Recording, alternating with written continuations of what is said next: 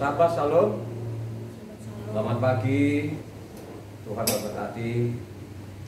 Kembali lagi pagi ini, sahabat yang terakhir tahun 2023.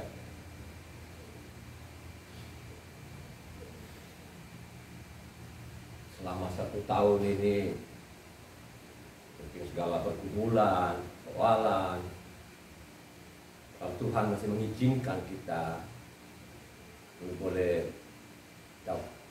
kita menguduskan hari Sabat, penutup tahun 2023 itu anugerah. Karena Sabat itu penting, saudara ya. Hari Sabat itu penting. Kenapa saya mengatakan ini? Saya angkat terus masalah Sabat ini. Karena setiap hari Sabat itu Tuhan memberkati. Jadi hari yang dia berkati itu hari ke-7. Karena disitulah curahkan berkat-berkat surgawi. Siapa saja yang menguduskan Sabat ini, yang menguduskan Sabat ini, yang mencintai akan Sabat ini, ya, bagi saudara yang benar-benar yang memahami isi kitab suci. Beda di luar loh saudara, beda di luar. Kemarin saya nonton di YouTube,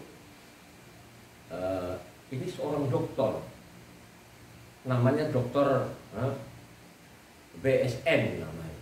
Dia terkenal sekali dan pengikutnya banyak sekali, sampai ratusan ribu loh saudara, mungkin juta kali ya. Itu dia angkat masalah Sabat.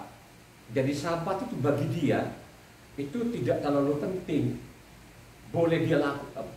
Jadi tidak usah namanya bangsa-bangsa. Nah, kalau yang namanya dokter ini, dokter BSN ini kan memangnya bukan dia orang Yahudi kan begitu. Terus dia angkat. Saya waktu dia angkat masalah Sabat itu saya bisa elus-elus dada. Berarti dokter ini dia tidak, ya gimana sih ya, dia menafsir-nafsirkan gitu loh. Ya, karena dia dokter ini kan dokter terkenal lah, seluruh Indonesia tahu lah dia ini apa BSN ini kan begitu kan. Terus dia angkat masalahnya Sabat ini. Ya, dia tidak terlalu penting masalah Sabat ini. Sabat itu kan di loh batu pertama loh saudara ya, ditukik loh kalau kita baca di Keluaran 20 ayatnya 8 sampai 11 itu kan namanya Sabat. Nah, Keluaran 20 ayatnya 8 sampai 11 itu kan kutipan dari namanya apa? Kejadian 2. Ya, dia kutip dari situ dia. Tapi si dokter ini saya anggap ini dokter ngawur karena udah kebablasan kan gitu kan. Ya, dia mengatakan bahwa ya Sabat itu ya nggak usah diikutin lah ya. Karena pemahamannya dia ya, bukan isi kitab suci ya. Jadi pemahamannya dia itu, jadi Taurat itu bisa dilakukan atau tidak. Jadi ada yang dia lakukan ya. Kenapa dia bilang Sabat itu tidak penting? Kalau dia kembali kepada Sabat ini berbahaya dia, ya, nggak ada pemasukannya kan gitu. Dia berusaha sedemikian rupa untuk menipu pengikutnya ini. Karena yang saya lihat pengikut kan banyak sekali ini gitu kan. Dia tidak teliti karena dia ahli sejarah. Dia suka sekali namanya buku-buku sejarah itu, buku sejarah bapak gerejanya gitu kan. Sehingga dicekokin namanya pengikut-pengikutnya ini, sehingga dia bilang Sabat itu ya enggak dilakukan juga, enggak ada apa, karena memang di dalam pemahamannya dia ya, bukan isi kitab suci, bisa dilakukan atau ditinggalkan kan gitu. Tapi kalau seorang peneliti seperti saya ini yang meneliti kitab suci ini selama 23 tahun sampai saya bicara ini kan ya sudah 108, nanti tanggal 1 Januari itu kan sudah 186 kali. Jadi saya baca. Jadi tahun ini saya teliti kitab suci tahun ini, tahun 2023 ini 20 kali. Dari Kejadian sampai Wahyu gitu. Sehingga saya tertawa ini si dokter ini. Dokter ini saya tertawain. Kenapa saya tertawain? Ini kan mengangkat namanya masalah Sabat ini. Yang ada hukumannya sangat berat.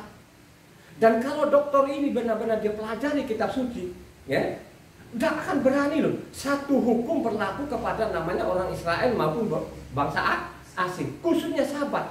Kalau si dokter ini dia benar-benar tekunin, misalnya tadi ini isi kitab suci ini, dia tidak sibuk dengan buku-buku bapak gerejanya, pasti dia ketemu nanti Yesaya.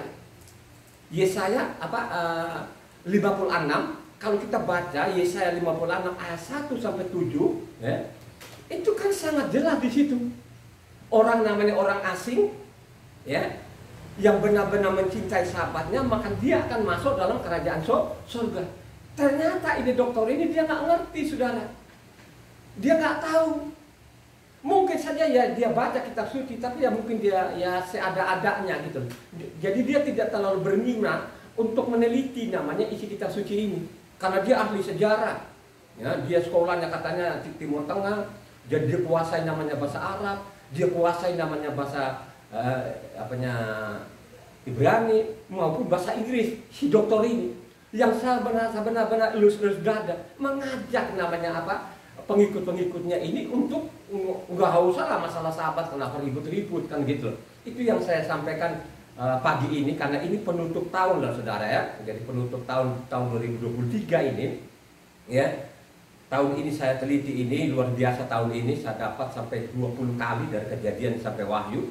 Jadi banyak sekali catatan-catatan dalam itu ya, saya catat gitu kan, selama 23 tahun saya catat.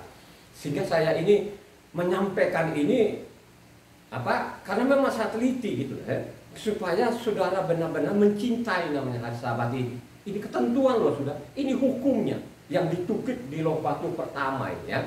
Jadi pagi ini kita mulai ibadah. Pagi ini renungan kita nanti ada sangkut pautnya juga lah masalah ini Sabat ini ya. Sabat ini itu pondasi hidup ya. Mau mengabaikan Sabat ini itu berbahaya loh saudara. Ini ada sanksinya yang begitu berat sekali loh saudara ya. Siapa saja yang macam-macam dengan Sabatnya ini, hari yang ditentukan Tuhan ini dari awal penciptaan semesta ini ada sanksinya yang berat sekali. Ya, jadi pagi ini kita siapkan ballpoint, jemaat siapkan ballpoint, ya, kertas, dicatat ini, ya. Nah, karena ini ibadah terakhir ini, ya. Kalau saudara nanti punya pemahaman yang benar, ya, saudara akan lanjutkan hidupnya, ya. Kalau punya pemahaman yang benar, jadi pagi ini terambil dari Matitya. Jadi di luar sana kalau mendengar Matitya ini kan dia bilang ini aliran sesat. Makanya belajarlah kitab suci, baca buku-buku yang lain juga gitu loh. Ya, ini nama siapa? Nama yang benar itu benarkah namanya Matitya atau Matius atau Mateo gitu kan? Karena bagi di luar sana yang miliaran, mereka bilang nama itu nggak usah lah kasih nama. Kalau nanti diganti namanya dia marah-marah. Coba kan, marah-marah loh saudara, ya, seenaknya mereka gitu loh, mengganti nama orang udah mati, ini orang diganti lagi, coba, ya, coba kalau orang-orang Israel ini kan kalau ada keturunannya namanya Matitya ini, sampai diketawain gitu loh, kenapa sih nama nenek moyang saya diganti sana, ganti sini gitu, kan sudah bagus namanya Matitya, ya dok, nah, coba kan. Kenapa diganti namanya Matius? Kenapa diganti namanya Mateo? Rusak benar ini. Jadi Matitya 7 hari ini ya, Matitya 7 ayatnya 24 sampai 27. Sekali lagi, Matitya kalau di lembaga kitab Indonesia itu Matius. Kalau di kitabnya King James namanya Mateo. Mereka bilang sama aja itulah katanya, Tuhan juga udah tahu katanya. Jangan ikut-ikutan saudara ya. Jadi pagi ini renungan kita pembaca kitab suci Matitya 7 ayatnya 24 sampai yang 27. Silakan dibaca yang kencang supaya pendengar itu mencatat. Matitya 7 ayatnya 24 sampai 27. Setiap orang yang mendengar perkataanku ini dan melakukannya, ia sama dengan orang yang bijaksana yang mendirikan rumahnya di atas batu. Kemudian turunlah hujan dan datanglah banjir, lalu angin melanda rumah itu. Tetapi rumah itu tidak rubuh sebab didirikan di atas batu. Tetapi setiap orang yang mendengar perkataanku ini dan tidak melakukannya, ia sama dengan orang yang bodoh yang mendirikan rumahnya di atas pasir. Kemudian turunlah hujan dan datanglah banjir, lalu angin melanda rumah itu, sehingga rubuhlah rumah itu dan bebaslah perusahaan. Jadi di lembaga kitab Penesa, kalau tulisan asli kitab suci ini tidak ada judulnya. Tapi lembaga kitab Penesa dikasih judul. Judulnya namanya dua macam dasar kan gitu kan. Dua macam dasar ini. Yang membaca tadi kitab suci, ini namanya Evan ini. Ini Evan ini teknik sipil, saudara. Ya, teknik sipil. Ya. Jadi teknik sipil diambil S2-nya di namanya ITB. Ya. Jadi kalau masuk ITB itu juga saudara tidak gampang loh, saudara ya. Tidak gampang lah melalui proses itu saudara ya. Dilanjutkan S2-nya. Ini juga masalah pondasi. Ya. Jadi Evan ini memang dia dasarnya dia teknik sipil. Dia pelajari loh dalam bertahun-tahun ini supaya nanti gedung ini tidak roboh. Ya, pada waktu ada gempa, ada banjir, supaya ini tidak roboh. Gitu. Jadi Evan ini dia pelajari namanya ilmu teknik. Dia tidak boleh keluar itu. Ya. Coba kalau Evan pada waktu dia bikin tesisnya itu, ya, itu kan diperiksa nanti, dikoreksi nanti. Kalau tidak sesuai, makanya suruh perbaikin kan begitu. Itu orang-orang teknik. Jadi namanya teknik sipil itu ilmu presisi. Saya pun juga teknik mesin, juga ilmu presisi. Ya, nggak boleh salah sedikit pun, gitu kan. Jadi Evan ini ahli konstruksi, gitu kan, pondasi, ya, supaya pondasinya kuat. Mereka hitung, ada hitungannya, saudara. Jadi tidak sembarangan, gitu loh kan. Begitu juga hal-hal surgawi, ya.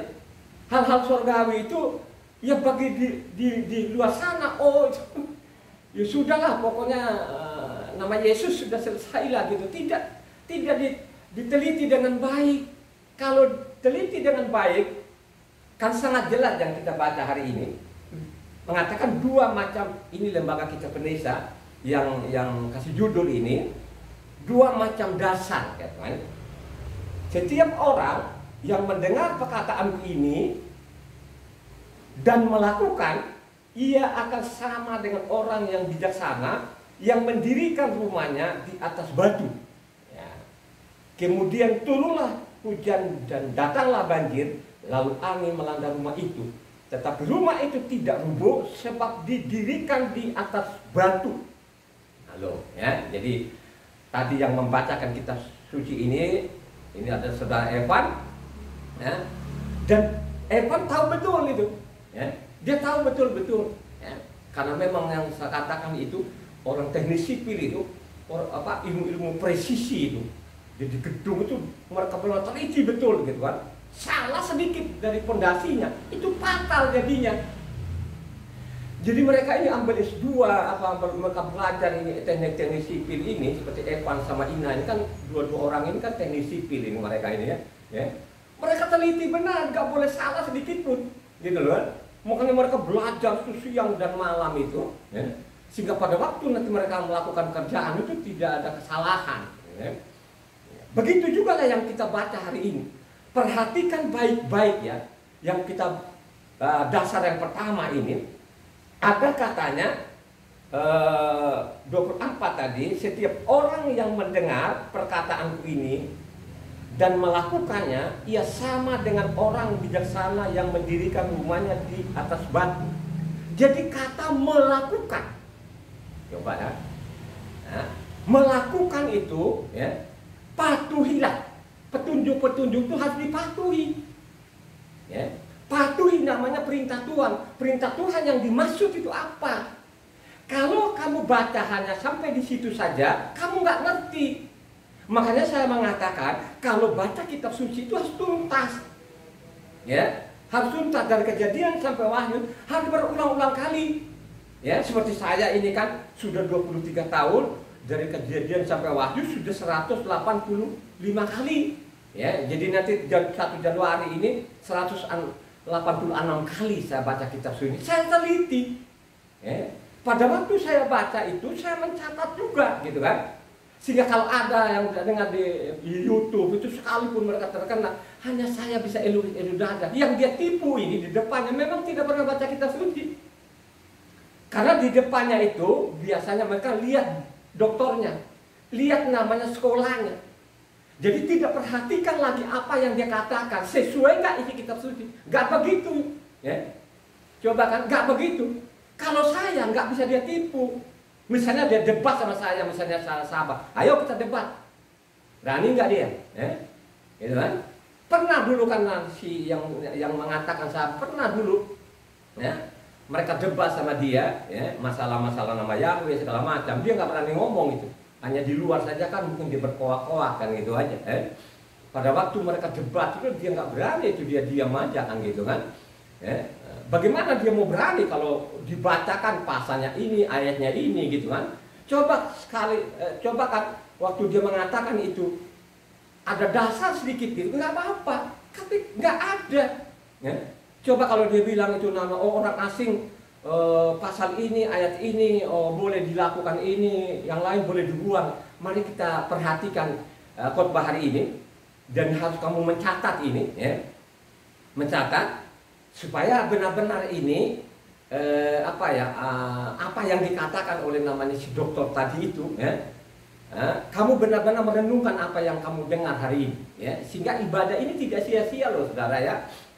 Jadi datang ibadah itu bukan datang hanya ngantuk-ngantuk gitu kan. Jadi harus fokus gitu kan. Fokus apa yang dikhotbahkan atau yang kita renungkan bersama hari ini. Jadi sangat jelas di sini melakukan, ya. Melakukan maknanya seperti orang yang mendirikan namanya rumah itu di atas fondasi yang benar. Fondasi itu digali. Misalnya sekarang, misalnya 2 tingkat, 3 tingkat, 4 tingkat seperti namanya saudara Evan tadi. Ini kan dia memang insinyur ini, di S2-nya juga di ITB tadi. Dia tahu, berapa pondasinya dihitung kan begitu. Makin tinggi lagi pondasinya juga makin ya sesuai tadi itu. Ilmu yang sudah sudah dari awal ilmu ini kan begitu kan. Ya, jadi mereka pelajar mahasiswa ini sehingga tidak keluar tadi yang sudah ditentukan namanya masalah bangunan ini, kan gitu, ya. Jadi ini harus diperhatikan baik-baik, ya, sehingga nanti tidak keluar dari apa yang kita baca hari ini kan gitu, ya. Jadi orang yang melakukan firman, ya, yang melakukan Taurat itu, ya. Seperti namanya mendirikan di atas batu, di pondasi yang benar, ya. Beda namanya yang asal-asalan, yang datang hanya ngantuk-ngantuk, ya. Ayat 26, setiap orang yang mendengar perkataanku ini dan tidak melakukannya, ya, ia sama dengan orang bodoh yang mendirikan rumahnya di atas pasir. Kemudian turunlah hujan, datanglah banjir, lalu angin melanda rumah itu sehingga rubuhlah rumah itu dan hebatlah kerusakannya. Lalu, ya kan? Jadi yang melakukan itu, yang melakukan firman Tuhan itu sama dengan orang mendirikan di atas fondasi yang benar, dan orang yang tidak melakukan, gitu kan? Sama dengan asal-asalan, dia taruh saja di pasir, tidak ada fondasinya. Akhirnya pada waktu namanya datang banjir, rubuhlah bicara namanya bangunan, ya. Ini kalau kita bangunan fisik, ya. Itu benar-benar tadi Evan sudah saya ngomong kan, Evan itu dipelajari bertahun-tahun loh, ya, sampai di S2 ini berapa tahun ini dia pelajari, kan lama sekali kan gitu kan, ya. Begitu juga kerohaniannya kita. Ya, kerohanian kita ini kan adalah, ini kita bangunan Tuhan. Halo, kita ini adalah rumahnya Tuhan. Mari kita perhatikan nanti, ya, dicatat nanti bagaimana namanya kita ini adalah bangunan Tuhan ini.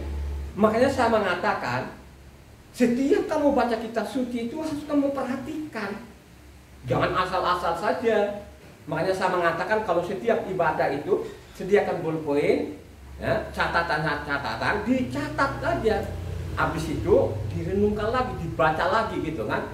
Sehingga pengetahuan akan kebenaran itu, ya, kamu dapati. Ya begitu juga lah mungkin masalah Evan sama Ina ini kan, mereka kan teknik sipil gitu kan. Pada waktu dosennya itu mereka menjelaskan di papan, pasti kan mereka catat.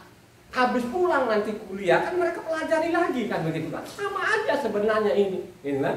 Jadi hal-hal surgawi ini kan tidak segampang apa yang diteriak-teriakkan dari mimbar itu gitu. Tidak, saudara. Ya. Kenapa saya mengatakan di mimbar itu sekian persen itu mereka nyeleweng, mereka putar balikan. Ya, jadi mereka jungkir balikan namanya perkataan Tuhan. Yang seperti saya katakan tadi, seorang dokter ini dia seenak perutnya, dia bawa namanya Sabat, dia jungkir balikan, dia putar balikan. Ya. Itulah otak-otaknya yang tidak beres ini, menggeret orang sekian orang, saudara. Jadi sangat jelas ini yang kita baca hari ini, ya, dua macam dasar. Ya. Jadi dasar pertama itu melakukan firman sama dengan orang yang mendirikan rumah itu fondasi yang benar. Sedangkan kedua ini orang yang mendengar tapi dia tidak memahami. Dia asal saja, dia datang di situ, apalagi kalau Pak Pendetanya lawak-lawak sedikit kan gitu kan, ya, untuk menyenangkan telinganya, mereka amin-amin saja. Padahal itu yang dikotbahkan tadi bertentangan namanya isi kitab suci. Itulah yang dikatakan tadi itu yang mendirikan di atas pasir. Ya. Akhirnya apa? Datanglah banjir, rubuhlah rumah. Begitu juga lah kita ini kan kita adalah baitnya Elohim. Jadi baitnya Elohim ini kalau engkau tidak memiliki dasar yang benar, ya, makanya rentan sekali. Mungkin masalah penyakit, bencana, ya, celaka dan lain sebagainya. Tapi kalau engkau punya dasar yang benar, kalau engkau meletakkan namanya Tauratnya Tuhan atau hukumnya Tuhan itu sebagai dasar hidupmu, pasti lo aman. Sekalipun goncangan, persoalan, segala macam, pasti lo tetap bertahan. Karena engkau punya dasar yang benar. Artinya dasarnya tidak lain tidak bukan adalah namanya hukumnya Tuhan. Amin nggak? Ya. Mari nanti kita coba selidiki kitab suci ini. Ini masalah melakukan, gitu kan? Melakukan. Ya. Jadi namanya Taurat itu sebagai fondasinya. Taurat itu sebagai namanya akarnya, ya. Jadi akarnya itu kan menopang namanya pohonnya. Nah kalau tidak ada akarnya gimana sih dia mau tumbuh? Kan tidak kan? Kena angin kan, coba kan langsung roboh. Ya cobalah kalau lu patok begitu kan, kalau ada angin kan langsung roboh aja. Tapi kalau dia ada akarnya, botiu pun bagaimanapun pohon dia ke sana, dia tetap kokoh, ya, karena ada akarnya. Jadi namanya Taurat Tuhan itu atau hukumnya Tuhan itu adalah namanya pondasi atau akarnya. Coba satu orang namanya Roma 11. Supaya kita ini punya pemahaman yang benar. Jangan ikut-ikutan yang saya katakan tadi ini si dokter ini. Ini dokternya ngawur betul ini. Dia saking terkenalnya, dia kebablasan saudara. Dia tidak tahu juga yang nonton sama dia juga ada yang baca kitab suci itu. Yang dia pengaruh itu yang tidak pernah menyenggol kitab suci itu. Mereka amin-amin saja. Ya, coba kan. Nah, baca Roma 11 ayatnya 16-18. Roma 11 ayatnya ini kan masalah namanya hukumnya Tuhan ini akarnya. Bertentangan dengan akarnya itu bermasalah juga. Ayo, apanya Roma 11 ayatnya 16-18. Jikalau roti sulur adalah kudus, maka seluruh adonan juga kudus. Dan jikalau akar adalah kudus, maka cabang-cabang juga kudus. Karena itu, apabila beberapa cabang telah dipatahkan, dan kamu sebagai tunas liat telah dicampurkan di antaranya, dan turut mendapat bagian dalam akar pohon zaitun yang penuh getah, janganlah kamu bermegah terhadap cabang-cabang itu. Jikalau kamu bermegah, ingatlah bahwa bukan kamu yang menopang akar itu, melainkan akar itu yang menopang kamu. Coba kan, ini dicatat loh saudara. Coba direnungkan tadi namanya Matitia 7, 24-27 maupun juga Roma 11 ini. Ya, makanya saya mengatakan ini orang-orang asing, orang goim ini sombongnya loh. Mereka sombong loh saudara. Mereka bilang Taurat itu sudah dibuang, sudah tidak berlaku lagi. Padahal di dalamnya yang ditulis oleh rasul-rasul ini kan bukan karya rasul-rasul, ini kan dari mulutnya Tuhan Yahweh itu sendiri kan gitu kan. Kalau kamu Taurat itu kamu tidak menjadikan dasar, Taurat itu kamu tidak menjadikan akar, ya, kamu akan ditebang, ya. Kan gitu, kan sangat jelas ini kalau kita baca juga Roma ini kan gitu. Kenapa sih orang asing ini lantang betul? Saya sampai giling-giling kepala loh saudara. Itulah akibatnya. Banyak orang yang tidak baca. Ya, coba kan mereka mengultuskan namanya Pak Pendetanya ini, pembohong-pembohong ini yang bertentangan dengan isi kitab suci ini saudara. Nah kalau sudah seperti ini, lu mau bertahan, ya? Makanya saya mengatakan, karena mereka tidak jadikan dasar ini, Taurat ini, akhirnya banyak orang mati konyol. Coba kita lihat saja, ini fakta loh saudara, ya, penyakit, ya, penyakit di mana-mana loh saudara. Makanya saya kan menyinggung juga kemarin itu, kalau saya lihat seorang perempuan yang kanker payudara, itu kalau saya lihat sendiri itu susah saya menghilangkan, ya, itu sedih banget, saya sedih benar. Ya. Terus mereka tuh pada waktu dia mati, ini orang tadi yang kena ini, bayakannya datanglah Pak Pendetanya. Datang pendetanya begini, dia lebih menyintai Yesus katanya. Coba kan, kok dia menyintai orang, kok dibiarkan namanya dia mati seperti itu? Apakah ada kitab suci nggak? Tidak ada. Kenapa seperti itu? Karena Taurat ini mereka buang. Taurat itu tidak jadi dasar hidupnya, ya kan? Kalau dia jadikan Taurat itu dasar hidupnya, ya, dia tidak mungkin mengalami itu, ya. Coba kan, makanya saya mengatakan ini kan saya kan 23 tahun, ya, saya pelajari, saya baca kitab suci kan, ya. Sebelum tahun 2000 dulu saya ini kan bermacam-macam penyakit, ya, yang dulu sampai yang sering saya saksi itu. Saya itu dulu kan namanya berak darah. Jadi berak darah itu saudara tahunan. Jadi berak darah itu udah nggak berhenti loh saudara. Ya. Kalau berak darah itu sampai ada seibu jari itu gumpalan darah yang kental sekali itu. Saya buang itu. Sampai saya bawa ke rumah sakit itu. Saya bawa, saya taruh di botol. Ya. Diperiksa semua badan saya, diteliti semua itu nggak ada loh saudara. Ya. Sampai dokternya itu bingung dia, gitu kan? Coba kan? Coba, pada waktu tahun 2000 itu saya mengakui bahwa Yahweh lah Tuhan, tidak ada yang lain, itu dasar hidup saya, ya. Karena Taurat yang mengatakan, Taurat yang menulis bahwa Yahweh itu satu-satunya, tidak ada yang lain, dia Esa, ya. Coba bayangkan dari tahun 2000 sampai saya bicara ini kan 23 tahun. Obat saya tidak pernah minum. Bukan saya salahkan orang yang ke dokter, oh tidak salah. Ini iman saya, ya, iman saya. Saya tahu betul-betul bahwa Yeshua adalah dokter segala dokter, dia adalah tabib segala tabib, karena dialah satu-satunya Tuhan, tidak ada yang lain. Nah terbuktilah, ya, semua berobat, yang penyakit tadi itu lengkap sendiri saudara. Saya tidak pernah ke dokter, tidak pernah minum obat selama 23. Ya sampai saya bicara ini kan sehat-sehat saja. Kenapa seperti itu? Karena tahun 2000 itulah saya pelajar kitab suci ini, saya beritahukan kepada istri saya, kan kedua anak saya ini adalah Evan dan Ina ini kan. Evan baru 5 tahun umurnya, Ina baru 4 tahun, ya.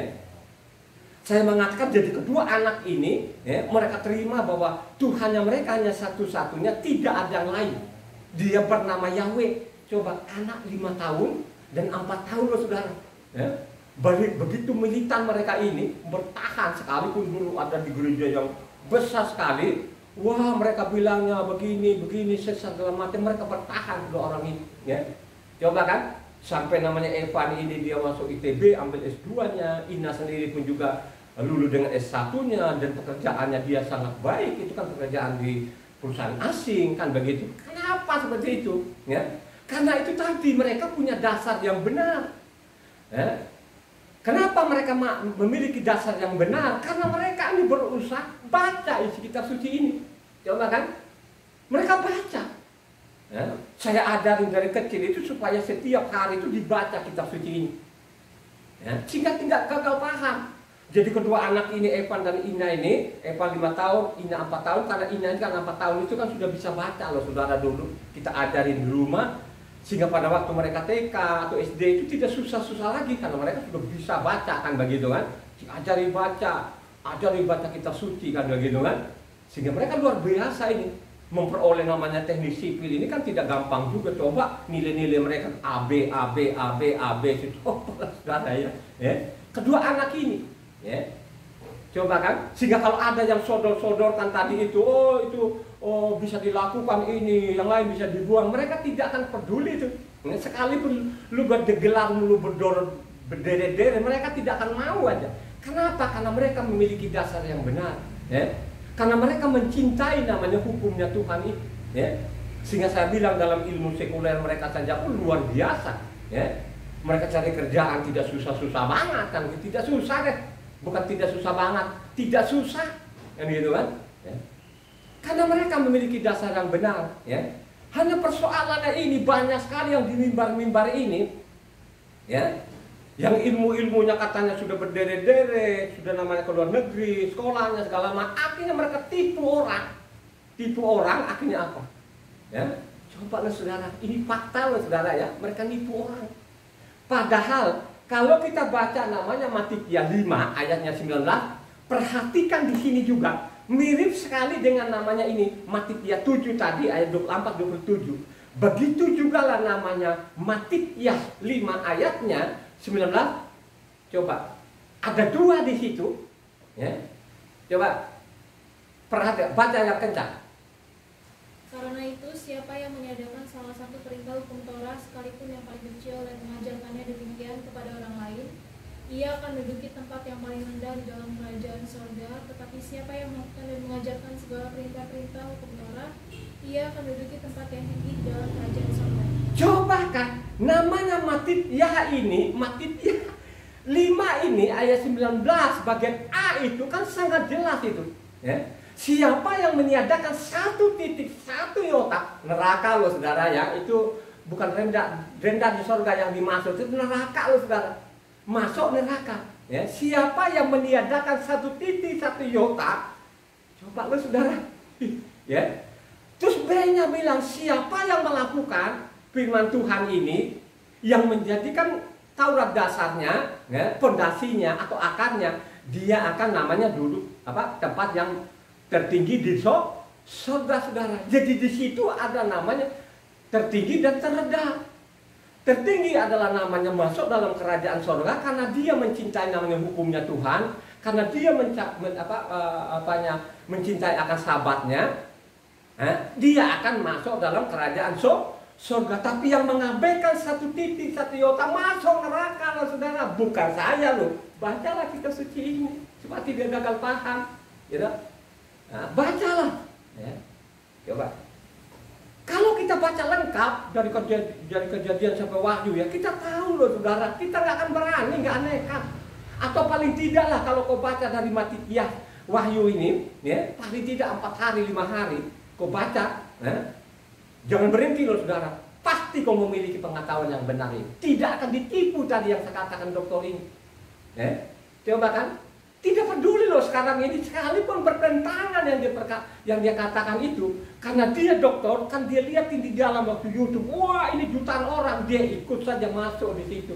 Makanya dia bilang, kalau kita baca tadi kan mundur ke belakang sana itu, mundur ke belakang tadi Matikiah 7 ayatnya 13-14. Masuklah melalui pintu yang sesak itu, karena lebarlah pintu dan luaslah jalan yang menuju kepada kebinasaan, dan banyak orang yang masuk melaluinya. Karena sesaklah pintu dan sempitlah jalan yang menuju kepada kehidupan, dan sedikit orang yang mendapatinya. Coba saudara, renungkan ini saudara, renungkan baik-baik loh saudara ya. Jangan abaikan ini, ya. Jangan terkecoh dengan dokternya saudara, ya. Anak saya juga punya titel berderet-deret juga di ilmu sekuler ini, tapi di hadapan Tuhan mereka takut loh saudara, ya. Ilmu sekulernya mereka nggak tanggung-tanggung loh, ini teknik sipil ini, nilai AB saudara, ya. Apalagi Evan ini coba, dia bisa desain sendiri dan lain sebagainya. Coba saudara, kalau di hadapan Tuhan nggak berani. Evan ini kan badannya besar, ya, otaknya juga ya, berlian juga saudara. Tapi di hadapan Tuhan dia patuh loh saudara, ya, dia patuh aja, gitu kan? Dia nggak berani. Kenapa dia tidak berani? Karena beresiko loh saudara, menentang Tuhan, ya, menghujat Tuhan, menghujat namanya firman-Nya. Saudara, berat hukumannya itu. Ya, jadi ingat ya, karena sempitnya jalan sedikit sekali orang, karena luasnya jalan, jutaan miliaran orang, apalagi kalau pendetanya gelarnya berderet-deret, sekalipun dia ngawur tadi itu, tetap saja saya lihat di YouTube, waduh, luar biasa loh, saudara. Ya. Luar biasa loh, saudara. Ya. Coba lanjut ayat 21 sampai 23. Tadi Matitia 7. Ya, supaya kita nggak gagal paham ini, Matitia 7 ayatnya 21 sampai 23. Perhatikan di sini, ya. Makanya dibaca tuntaslah kitab suci ini. Baca ayat 21 sampai 23 tadi Matitia 7. Bukan setiap orang yang berseru kepadaku, Tuhan, Tuhan, akan masuk ke dalam kerajaan sorga, melainkan dia yang melakukan kehendak Bapakku yang di sorga. Pada hari terakhir, banyak orang akan berseru kepadaku, Tuhan, Tuhan, bukankah kami bernubuat demi namamu, dan mengusir setan demi namamu, dan mengadakan banyak mujizat demi namamu juga? Pada waktu itulah aku akan berterus terang kepada mereka dan berkata, aku tidak pernah mengenal kamu, nyala daripadaku, kamu sekalian pembuat kejahatan. Coba kan ayat 23, hai kamu pembuat kejahatan, nyala kamu, saya tidak mengenal. Ya? Coba lo saudara, makanya ada agama lain itu dia penggal, diambil 22 saja. Ya? Coba kita lihat kan ada yang begitu kan, bahwa Yesus itu adalah Tuhan itu tidak masuk surga, dia penggal di situ. Ini agama lain ya, bukan orang-orang Kristen ini kan gitu kan. Itu lebih gawat lagi. Jadi yang dimaksud itu bukan orang namanya Tuhan Yahweh masuk dalam orang, tapi orang yang melakukan namanya Taurat. Amin enggak?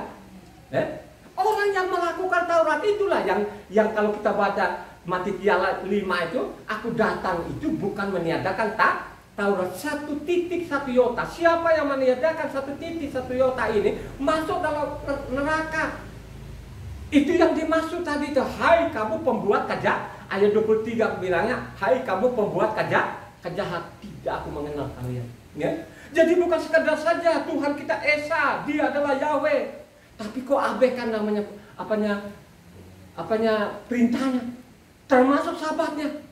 Cobalah saudara, lu mau selamat itu, ya? Coba. Makanya saya mengatakan itu sekarang itu begitu, ya.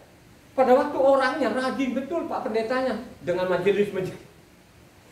Waktu dia hidup ini orang kenapa sih lu bukan datangin, kasih tahu lah, ya kan gitu kan? Coba.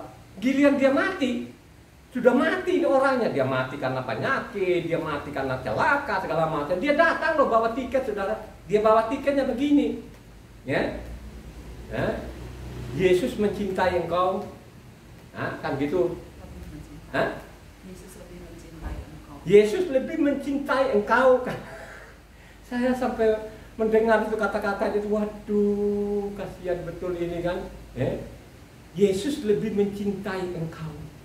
Coba kan, ini matinya orang juga masih muda, masih anak-anak, pewaris untuk kalau orang Sumbat laki-laki itu kan, segala-galanya saudara, ya, datang Pak Pendetanya. Padahal setiap waktu hidupnya orang itu boro-boro datang. Kalau orang kaya, nanti dia ketua sidangnya yang datang saudara, ya, coba datang di situ bawa tiket, nggak gratis juga loh tiket saudara ya, kan nggak gratis loh, ya, ini fakta loh ya. Di mana-mana hampir 100%, ya, jadi 100% saya anggap itu datang bawa tiket tadi, dia bilang Yesus lebih mencintai engkau, kan gitu kan. Paling tidak yang berduka kan kebiasaan itu ada amplopnya. Kalau di Sumba itu kan ada kainnya dikasih di atas piring itu. Kainnya di sana kan kain yang bagus saudara ya, itu 250.000, ya. Coba kalau gembalanya sendiri datang, ya paling tidak kan tidak mungkin dia kasih kain yang harganya 100.000, itu nggak mungkin, pasti dikasih kain yang bagus saudara. Coba kalau misalnya orang Sumba itu seminggu gitu kan, coba berapa itu? Saya mengatakan benar-benar luar biasa ini kan, coba, penipu ini membunuh orang ini. Mereka Taurat katanya tidak berlaku lagi, ya. Taurat itu boleh dilakukan. Ya, kalau sekarang yang kita dengar bukan lagi untuk dipenggal-penggal, Taurat itu sudah buang aja. Nah, coba kalau saya ini baca setiap hari, Satu hukum berlaku apa? Orang Israel maupun orang asing, saudara. Contoh kan yang namanya Yesaya 56 ini, ya. Kalau engkau masuk kerajaan sorga, harus namanya menguduskan hari Sabat dengan perintahnya. Kan begitulah itu namanya Yesaya 56. Tapi nggak ada yang berminat. Makanya setiap namanya Sabat itu kan saya kasih di di Facebook itu, ya. Paling tidak ada 1-2 orang itu, ya, yang konsisten lah kan begitu, ya. Ada yang konsisten juga teman saya, ya, dari Jawa Tengah itu namanya Mas Edi, gitu. Dia konsisten juga sih. Sekalipun mungkin teman saya ini mungkin tidak seiman dengan saya, ya, tapi dia bilang juga, Pin, dia amin-aminin juga itu gitu loh, ya. Nggak ada yang berminat itu. Kenapa mereka tidak karena tidak menguntungkan. Kalau kok ibadah Sabat itu kan tidak ada namanya yang bawa persembahan tadi kan, gitu kan. Kalau Minggu kan, ribuan orang, saudara, ya. Coba kan ada persembahan ya umum, terus ada namanya perpuluhan, segala macam, kan sangat menggiurkan, ya. Makanya mereka mengatakan Taurat itu harus dibuang, ya. Jadi kembali lagi Matithia ini, marilah kau baca benar, kau mencatatnya, sehingga engkau tidak gagal paham, saudara, ya. Jadi sangat jelas tadi kalau kita baca tadi Matithia 7 ayat 21 sampai 23 kan gitu kan, bukan nama yang masuk dalam kerajaan yang Tuhan saya Yahweh dan lain sebagainya, tapi yang lain kau abaikan, ya. Kau lain kau abaikan, kau tidak melakukan namanya Taurat ini. Hanya lu ngomong masalah Tuhan saya bernama Yahweh kan gitu. Tidak, saudara. Begitulah sekarang dalam nama Yesus katanya sudah surga. Tapi mereka bilangnya Taurat tidak berlaku. Perpuluhannya katanya berlaku. Coba deh, saudara. Ya, ini banyak yang ketipu, ya. Banyak yang ketipu loh, saudara. Ya, harta sudah terkuras terus mati lagi. Memang manusia itu cepat atau lambat mati juga lah kan gitu. Tapi ya sebelum lu mati, sebelum umurmu 70, kan bilangnya Mazmur bilang umur manusia 70, kalau kuat 80 tahun kan gitu kan. Itu matinya manusia kan gitu loh. Jangan matinya orang baru 17 tahun terus dia bilang dia Yesus sangat mencintai, ya kan gitu. Masa sih Yesus membiarkan anaknya mati kayak begitu, matikannya celaka, mati karena penyakit? Karena di dalam kitab suci nggak ada. Malah sebaliknya, Tuhan datang di bumi ini menanggung penyakit, saudara, menanggung penyakit. Ini jangan dibolak-balik, ya. Kembali lagi, Matithia 7 ini, supaya kita memahami pemahaman yang benar, makanya kita baca tuntas namanya kitab suci ini, ya. Kita baca tuntas ini supaya kita gagal paham, ya, apa yang dimaksud tadi ini, ya. Kalau orang mendirikan rumahnya itu, ya, harus dia menggali pondasi, ya, sesuai namanya rumah tadi itu berapa tingkat, 1 tingkat, 2 tingkat, ini pondasinya gini, sekian tingkat, pondasinya begini, ya. Artinya orang itu yang memahami yang benar, ya. Masalah namanya bangunan sekuler, ya. Coba ini kalau kita bicara namanya bangun rohani, kan juga sama, ya. Sama kan, bagaimana kita bangun kehidupan kita ini, ya. Secara rohani kita ini kan baiknya Elohim, baiknya Elohim nggak kita ini, rumahnya Tuhan nggak, ya? Jadi kita rumahnya Tuhan ini, kita tidak isi dengan baik, tidak punya pondasi yang baik, roboh juga yang saya bilang tadi, banyak penyakit tadi itu, malapetaka, celaka dan lain sebagainya akan kena itu, saudara, kan gitu, ya. Coba satu orang baca 1 Korintus 3 ayat 16-17. Perhatikan ini kok 1 Korintus 3 ayatnya 16-17. Tidak tahukah kamu bahwa kamu adalah bayi Tuhan dan bahwa Roh Tuhan diam di dalam kamu? Jika ada orang yang membinasakan bayi Tuhan, maka Tuhan akan membinasakan dia, sebab bayi Tuhan adalah kudus dan bayi Tuhan itu ialah kamu. Janganlah ada orang yang menipu dirinya sendiri. Jika ada di antara kamu yang menyangka dirinya berhikmat menurut dunia ini, biarlah ia menjadi bodoh supaya ia berhikmat. Coba, kita ini kan baiknya Elo. Siapa yang membinasakan baiknya Tuhan, Tuhan akan membinasakan. Oh, coba saudara, kan tidak mungkinlah Tuhan ini dibiarkan lo mati karena penyakit. Begitu gak yang kamu tangkap? Halo? Kan tidak mungkin lah saudara. Lo tidak mungkin dibiarkan lo ini baiknya Tuhan terus dianyutkan banjir. Ya? Coba kan tidak mungkin. Disapu oleh banjir, masuk dalam tanah, kan tidak mungkin. Ini tidak begitu saudara. Kenapa seperti itu? Karena engkau tidak menjadikan namanya Taurat ini pondasinya. Kan sangat jelas tadi, siapa yang membinasakan namanya baiknya Tuhan kita ini, maka Tuhan akan membinasakan yang membinasakan tadi baiknya. Gitu? Amin gak ini? Amin. Coba saudara, akibat tidak pernah baca kitab suci ini, akhirnya dosa ini makin menjadi-jadi, menggeret orang masuk perangkapnya iblis itu. Gitu? Makanya iblis pintar sekali, kasihlah gelar-gelar ini. Ya, apakah nanti gelarnya benar-benar sekolah atau hanya dibeli? Lo sekarang makin jahat lo saudara, gelar ini bisa dibeli lo saudara. Ya, beda namanya Evan sama Ina ini tendensi, nggak mungkin mereka beli, nggak mungkin lo masuk ITB itu kan dikeluarkan gelar itu nggak mungkin.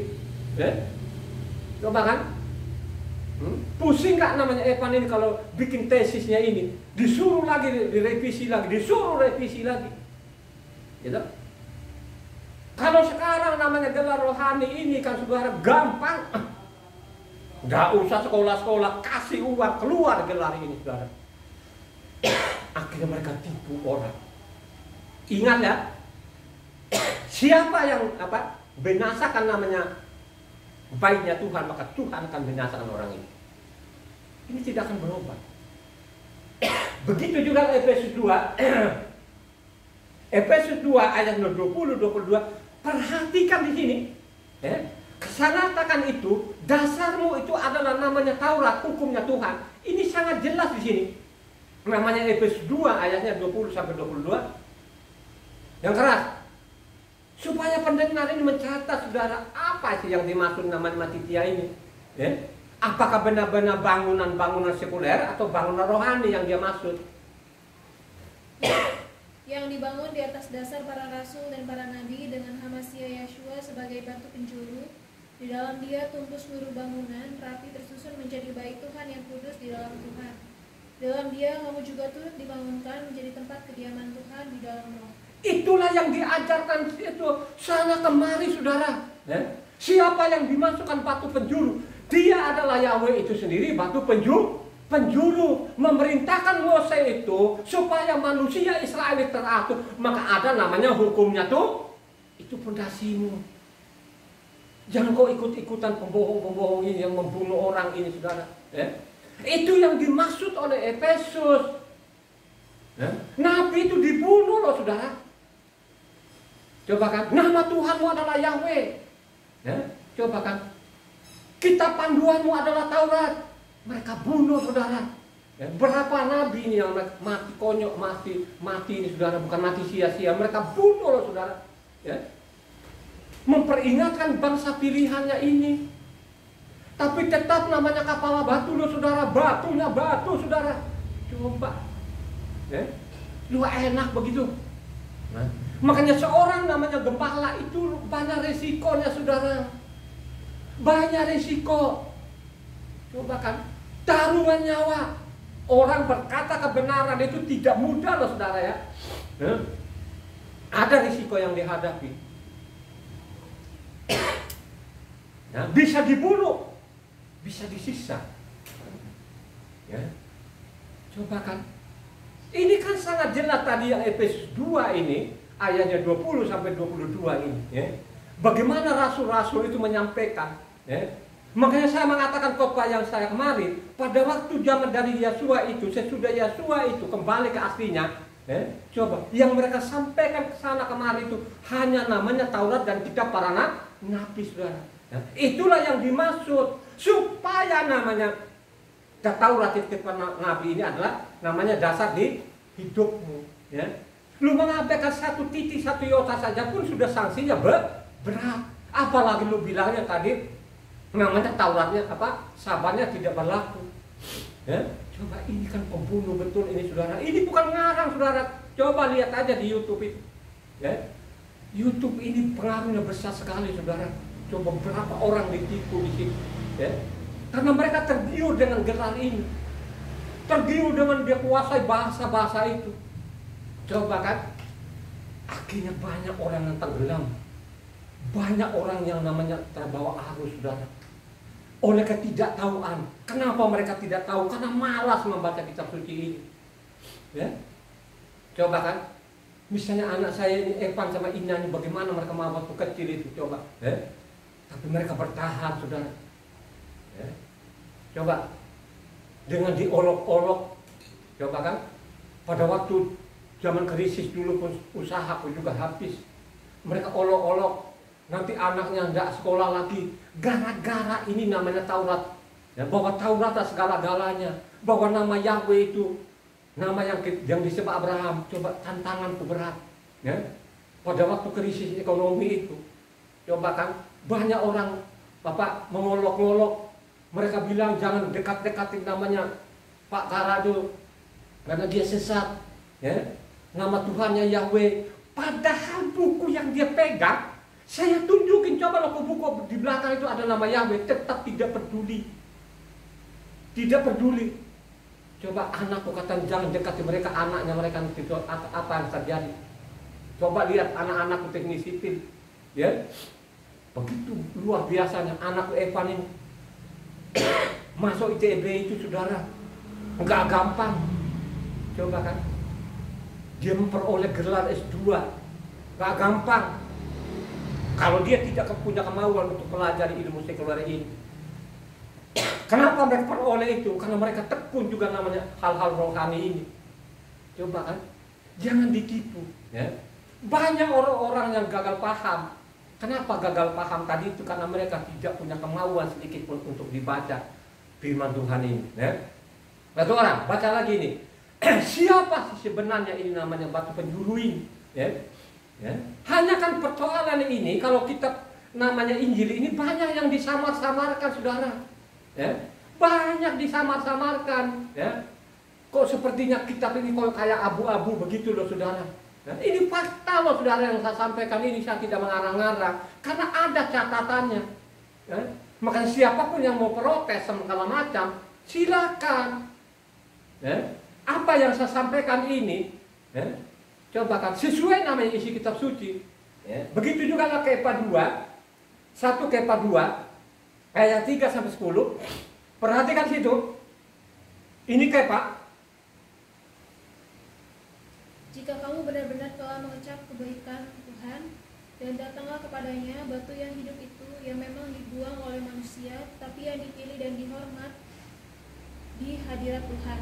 Dan biarlah kamu juga dipergunakan sebagai batu hidup untuk pembangunan suatu rumah rohani, bagi suatu imamat kudus untuk mempersembahkan persembahan rohani yang karena Yeshua Mesia berkenan kepada Tuhan. Sebab ada tertulis dalam kitab suci, sesungguhnya aku meletakkan di Sion sebuah batu yang terpilih, sebuah batu penjuru yang mahal, dan siapa yang percaya kepadanya tidak akan dipermalukan.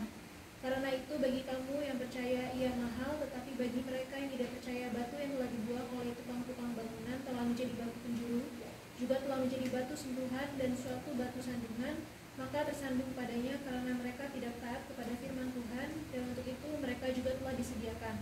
Tetapi kamulah bangsa yang terpilih, imamat yang rajani, bangsa yang kudus, umat kemuliaan Tuhan sendiri, supaya kamu memberitakan perbuatan-perbuatan yang besar dari Dia, yang telah memanggil kamu keluar dari kegelapan kepada terangnya yang ajaib.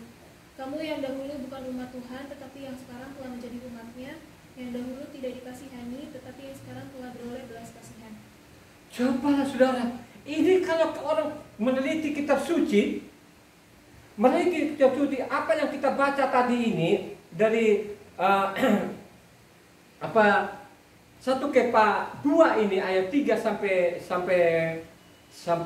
ke 10 ini kan sebenarnya kutipan-kutipan yang sudah ada tertulis.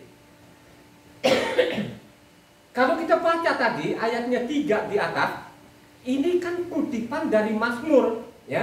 Mazmur 34 ayat 9 coba dibaca di situ supaya kita ini tidak gagal paham. Siapa sebenarnya batu penjuru ini? Tidak lain tidak bukan adalah Yahweh itu sendiri, adalah karena yang mereka kenal namanya orang Israel ini adalah namanya batu penjuru saudara. Baca, itu kan Mazmur 34 ayat 9. Ini tulisan aslinya. Dikutip lagi di situ, ditulis di situ di kepa. Ini tulisan aslinya saudara, coba bunyinya.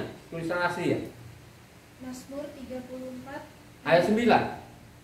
Takutlah akan Yahweh, hai orang-orang yang kudus, sebab tidak berkekurangan orang yang takut akan Dia. Coba kan? Jadi di situ sangat jelas kan orang yang takut itu takut apa sih? Praktek itu apa? Makanya kan kita baca selanjutnya di bawah itu, artinya ini kita harus patuhi namanya apa? Sebagai dasar hidup kita adalah Tauratnya. Ya. Kalau kita baca juga ayat 8 ini ayat 8 ini sebenarnya kutipan dari namanya Yesaya 28. Coba. Ini kan kutipan juga dari Yesaya ini. Ya. Makanya perlu sekali ya. Jadi kalau ada kutipan itu lihat aslinya. Aslinya harus kamu baca tuntas.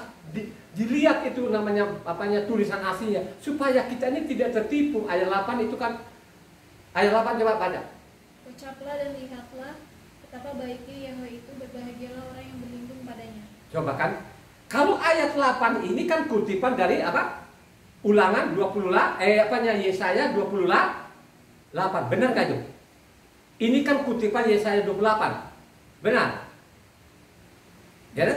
Yesaya 8. Hah? Yesaya 8. Oh, Yesaya 8 bukan 28, Yesaya 8 ya. Ini kan kutipan dari Yesaya 8 ya. 14-15. Coba dibaca. Ia akan menjadi tempat kudus, tetapi juga menjadi batu sentuhan dan batu sandungan bagi kedua kaum Israel itu, serta menjadi jerat dan perangkap bagi penduduk Yerusalem. Dan banyak di antara mereka akan tersandung jatuh dan luka parah, tertangkap dan tertawan. Coba kan saudara, jadi sebenarnya ini yang dia maksud batu penjuru ini tidak lain tidak bukan adalah Yahweh itu sendiri. Contohnya lagi kalau kita baca ayatnya 9 ini kan kutipan dari namanya Keluaran 19 ayat 5 ya. Coba Yesaya tadi 1 kepa 2 ayatnya 9 bunyinya gimana? Tetapi kamulah bangsa yang terpilih, imamat yang rajani, bangsa yang kudus, umat kepunyaan Tuhan sendiri, supaya kamu memberitakan perbuatan-perbuatan yang besar dari Dia yang telah memanggil kamu keluar dari kegelapan kepada terangnya yang ajaib. Nah itulah yang batu penjuru mereka. Jadi orang Israel itu tahu itu batu penjuru. Ini kan kutipan dari namanya Keluaran 19 ayatnya 5 sampai 6 saudara. Ya. Ini kan sangat jelas. Makanya perlu namanya penyelidikan supaya ini tidak tertipu-tipu. Nah, maupun juga ini juga kan kalau kita baca seolah-olah ayat 10 ini bicara bukan orang Israel. Supaya engkau tidak gagal paham itu, makanya koreksi ini. Ini kan juga kutipan. Kalau kita baca dulu nama tadi 1 Kepa 2 ayat 10. Kamu yang dahulu bukan umat Tuhan, tetapi yang sekarang telah menjadi umatnya. Yang dahulu tidak dikasihani, tetapi yang sekarang telah beroleh belas kasihan. Coba kan seolah-olah kamu dulu ini, seolah-olah ini bicara kepada orang asing. Ya, ini gagal paham. Makanya baca ini kan kutipan. Tulisan aslinya itu dari namanya Hosea 2. Ya. Makanya Hosea 2 ini harus kau baca lengkap. Dia bicara kepada siapa ini? Ya, dia bicara kepada orang Israel pada umumnya ini. Utara maupun selatan ini sami mawon. Ya. Seolah-olah di situ kalau kita tidak tahu ini apalah kutipan atau tulisan aslinya, itu kejebak di situ seolah-olah kan, kamu dulu pun orang-orang asing, kamu dulu tidak termasuk namanya umat-umat Tuhan. Nah, sekarang kamu jadi umat Tuhan, ya. Padahal ini yang ayat 10 ini kan kutipan dari Hosea 2. Benar nggak itu? Itu Hosea 2. 2 itu harus dibaca lengkap, saudara. Bagaimana jahatnya mereka ini, kerajaan utara ini. Coba, Yahweh sudah ditinggalkan, jadi apa? Bikin ibadah baru, ganti semua.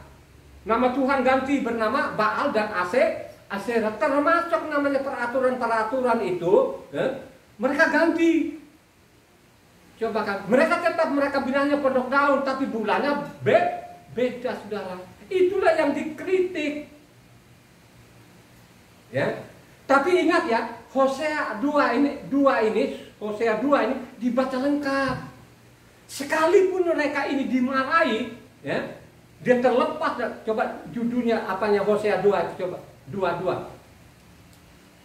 Hosea 2 itu, coba kamu lihat dikasih judul oleh Lembaga Kitab Indonesia, ya, tapi benar judul itu dengan isinya benar. Makanya saya selidiki antara judul dengan isinya, harus kita selidiki juga. Coba baca judulnya apa di atas itu. Israel ditolak dan dipulihkan. Israel ditolak dan dipulihkan. Paling atas itu terlepas kan gitu, apa, tersesat dan terlepas. Hosea 2. Israel ditolak dan dipulihkan. Ya. Jadi cobalah saudara, ya. Jadi namanya ayat 10 ini kan kutipan dari namanya apa? Hosea. Ya. Makanya Hosea ini kan harus baca lengkap, ya kan? Coba, kalau kita tidak baca lengkap ini, itu gagal paham. Itulah yang senjata-senjatanya sekarang ini orang-orang asing ini, ya, bangsa-bangsa ini, coba-coba mereka putar balikan, ya, mereka jungkir balikan, mengajari orang yang tidak ada dasarnya, tidak ada dalilnya. Itulah yang terjadi sampai saat ini. Tapi kalau kita teliti dengan baik, baru kita sadar, oh, saudara, bahwa memang Taurat itu segala-galanya, itulah dasarnya. Amin gak? Ya? Itulah dasarnya. Gak ada yang lain kok. Coba. Itu dasarnya, pondasinya, akarnya. Itulah yang mereka berusaha mati-matian sekarang ini.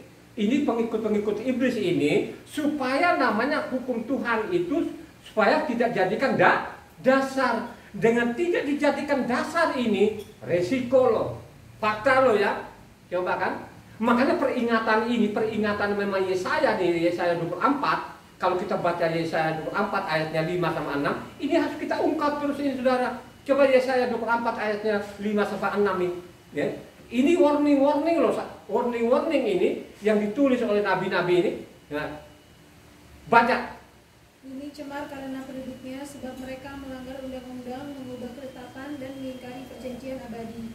Sebab itu sumpah serapah akan memakan bumi, dan penduduknya akan mendapat hukuman. Sebab itu penduduk bumi akan hangus lenyap, dan manusia akan dikasih. Apa yang terjadi? Dengan hukum ini, bencana demi bencana, malapetaka demi malapetaka. Ada corona kemarin, seluruh antero dunia, jutaan orang mati. Lalu mau ikut-ikut di mimbar itu. Makanya di mimbar pada waktu namanya ada corona, mereka berspekulasi, saudara.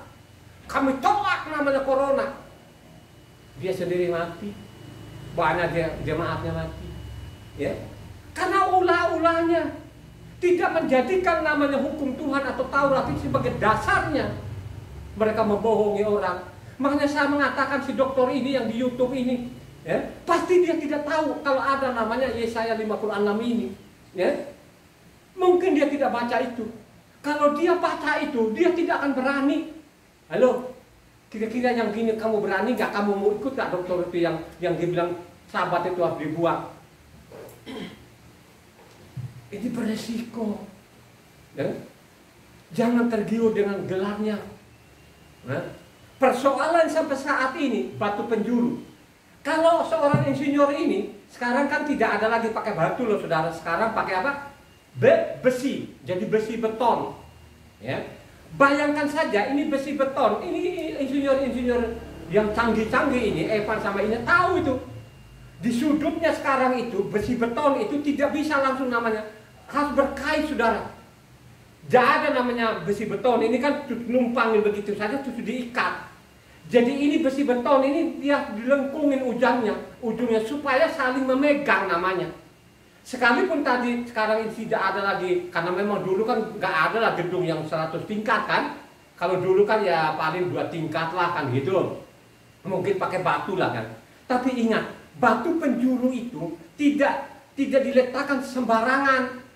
Jadi batu penjuru itu ada di sudut. Ya. Kenapa ditaruh di sudut?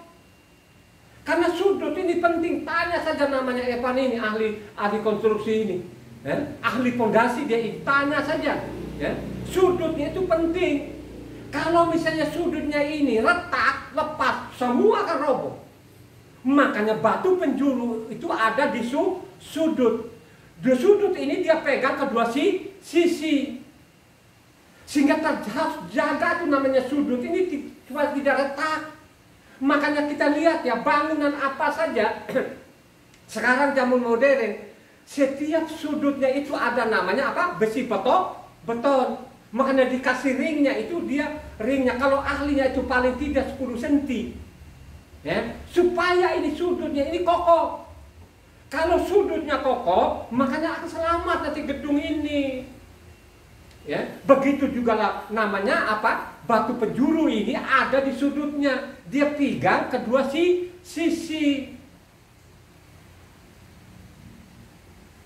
Supaya orang tahu apa itu letakkan di mana namanya batu penjuru ini.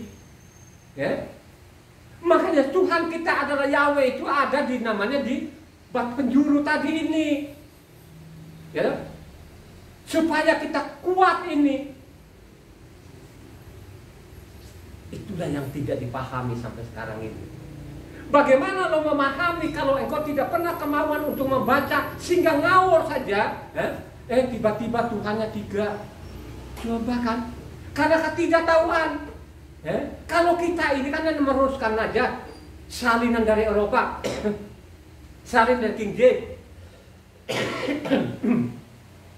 Padahal dari dulu zaman yang nama rasul-rasul, zaman rasul-rasul kenal gak? Yang datang di bumi ini sebagai batu penjuru ini, mereka kenal gak? Halo? Tidak ada yang kenal. Dan sampai sekarang ini orang Israel saja mereka kenal. Kalau seumpamanya mereka kenal, kira-kira mereka salib kan nggak? Halo? Kenapa mereka salib sama dia ini? Kenapa? Karena mereka tidak kenal lagi batu penjuru mereka. Karena ini mereka ini sibuk dengan namanya apa, buku karangannya mereka namanya Taurat itu. Tidak baca lagi namanya Taurat ini, sehingga mereka tidak kenal lagi siapa yang datang di bumi ini. Yang lahir sebagai anak manusia tidak kenal lagi.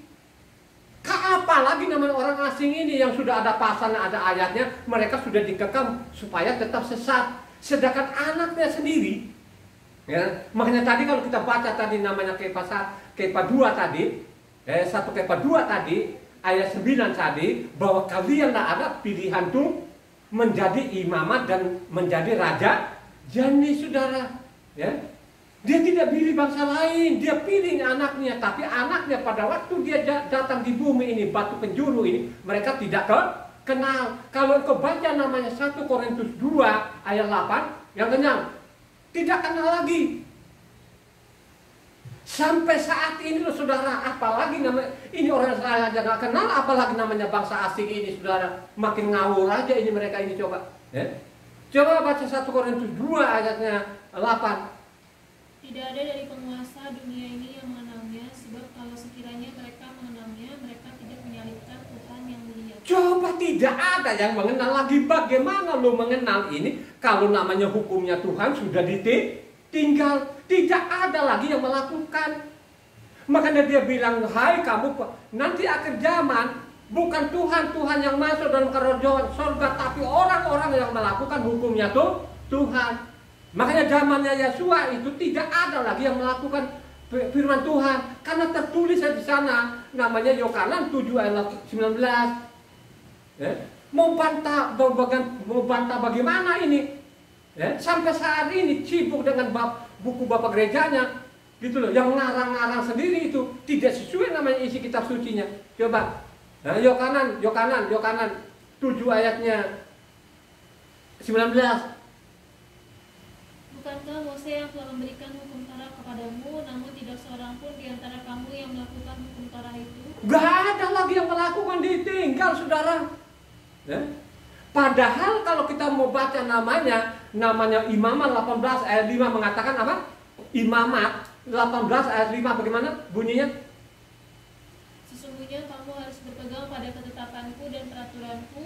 Orang yang melakukannya akan hidup karenanya, akulah Yahweh. Orang yang melakukan itu akan hidup. Kenapa dia hidup? Karena dia punya fondasi yang benar. Setiap khotbah itu dia sediakan poin, dia mencatat, ya, dia akan renungkan.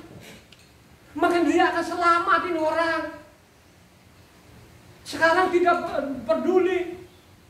Bikin namanya perjanjian baru, perbarui semua. Nama Tuhan harus diganti. Nama orang-orang diganti, semua peraturan diganti. Ini ada apa? Siapa yang menyuruh? Dasarmu apa? Dalilmu apa? Kan tidak ada, lu bilang tadi namanya Sabat. Kecuali lu ada dalilmu, isi kitab sucinya, ada petunjuk di situ. Mungkin saya bisa maklum, ini tidak ada, saudara.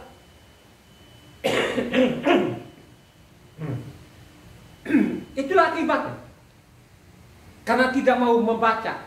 Bayangkan aja zaman Yosua mengatakan ini bangsa pilihanku ini biji mata, kok tidak ada lagi yang mau apa? Melakukan Taurat. Kenapa mereka tidak melakukan Taurat? Sibuk namanya karangan namanya rabi-rabi ini yang mereka sebut namanya Talmud. Akhirnya apa? Gara-gara tadi mereka tinggalkan, tidak mengenal Yahweh lagi, tidak menghiraukan lagi, tidak melakukan Taurat. Akhirnya apa? Bangsa Israel mati konyol nggak? Halo? Catatan di mana ini Israel sampai jutaan orang mati? Itu perang dunia kedua pertama sampai kedua, mati ini jutaan orang, saudara. Ya kan? Mereka tinggalkan Taurat, tinggalkan nama Yahweh. Ya? Coba kita lihat tingkah lakunya orang Israel sekarang, kita lihat tingkah lakunya. Coba. Berapa uang yang mereka keluarkan di namanya Palestina ini? Palestina kecil. Ya kan? Palestina itu kan ukurannya kan katanya saya baca di berita itu lebarnya 6 kilo. Ya kan? 6 kilo, 7 kilo lah lebarnya. Itu panjangnya 40 kilo. Jadi dari sini ke Bogor kan. Coba kan. Ini mau tuntaskan mereka ini. Kalau banyak sekali. Dananya ini triliunan rupiah. Terus banyak orang mati, saudara. Apakah ini dia sadar nggak ini? Padahal kalau kita baca namanya Taurat, ada hukum perang loh, saudara, di sana, saudara. Makanya saya mencatat di sini. Ada satu orang selain namanya David, ya, sesudah David itu ada satu orang yang luar biasa, ada namanya Yosafat. Yosafat itu saudara melihat ini yang apa orang-orang Moab, orang-orang Amon, orang-orang apanya, ya termasuk juga lah ya, saudaranya dia ini Esau ini, ya banyak sekali jutaan manusia. Dia mikir-mikir, lawan ini segini banyak, itu apa yang dilakukan oleh Yosafat? Ya, langsung dia ajak semua orang ya, berpuasa. Mereka mengandalkan nama apa? Yahweh. Dia tahu namanya Raja Yosafat ini. Gak ada loh saudara yang mati, tinggal datang pagi-pagi menonton, tahu-tahu mati sekian orang, saudara. Ya, coba kan? Ya. Coba kita lihat juga Raja Hizkia ini. Hizkia kan lawan namanya Raja Asyur. Ini kan luar biasa banyaknya ini kan. Apalagi Raja Asyur ini kan menghina-hina nama Yahweh kan. Akhirnya apa? Ya? Dihajar itu sampai ribuan orang mati loh. Ratusan ribu mati, saudara. Ya? Karena mereka tahu ini. Beda dengan sekarang ini. Yang satu ini tegak-tengku ini. Ya? Mereka tidak mengenal Tuhan, akhirnya mereka salib. Coba sekarang kita lihat kan. Coba melawan namanya Palestina ini, saudara, ya. Itu nyawanya banyak yang melayang ini, saudara. Coba warga sipilnya, orang Israel mati. Anak-anak kecil itu coba. Termasuk tentara-tentaranya. Mati loh, saudara. Coba berapa kerugiannya mereka ini. Duitnya saja triliun rupiah habis. Sampai sekarang belum tuntas. Sadar nggak dia ini? Itulah akibatnya. Ya, makanya orang asing ini jangan sombong, jangan songong. Ya, Kalau kau tetap songong ini, saya kasih tahu tadi, udah saya kasih peringatan melalui isi kitab suci itu, baca namanya Yesaya 24 itu tadi kan, ayat 5-6, gitu. Apalagi kalau kau baca namanya Yeremia itu 25 ayat 31, itu coba itu sangat serem, ya. Akibat, ya, tidak kenal Tuhan lagi, ya. Mereka tidak jadikan Tuhan itu Yahweh pondasinya, mereka tidak jadikan namanya Taurat itu sebuah pondasinya, akhirnya babak belula namanya bangsa pilihannya ini, kan gitu. Banyak sekali ya itu tadi akibat-akibat salah paham, ya. Salah tafsir. Akhirnya kalau kita baca, ini hidupmu ini tidak diisi yang benar, ya, tidak diisi, tidak ada roh Tuhan di dalammu, ya. Supaya ada roh Tuhan di dalammu itu, makanya perlu sekali engkau belajar, ya. Sehingga sehari-harinya kau isi namanya firman Tuhan, kau anggap namanya Taurat itu segala-galanya, lebih manis dari madu, lebih murni dari emas. Pasti engkau bertahan. Coba baca satu orang, kita lihat ini, ya, kalau tidak ada roh Tuhan di situ, makanya nanti orang itu makin jahat katanya. Coba Matius 12 ayatnya 43-45. Perhatikan ini jangan sampai salah paham, jangan gagal paham. Coba baca dari 43 sampai 45. Apabila roh jahat keluar dari manusia, ia pun mengembara ke tempat-tempat yang tandus mencari perhentian, tetapi ia tidak mendapatnya.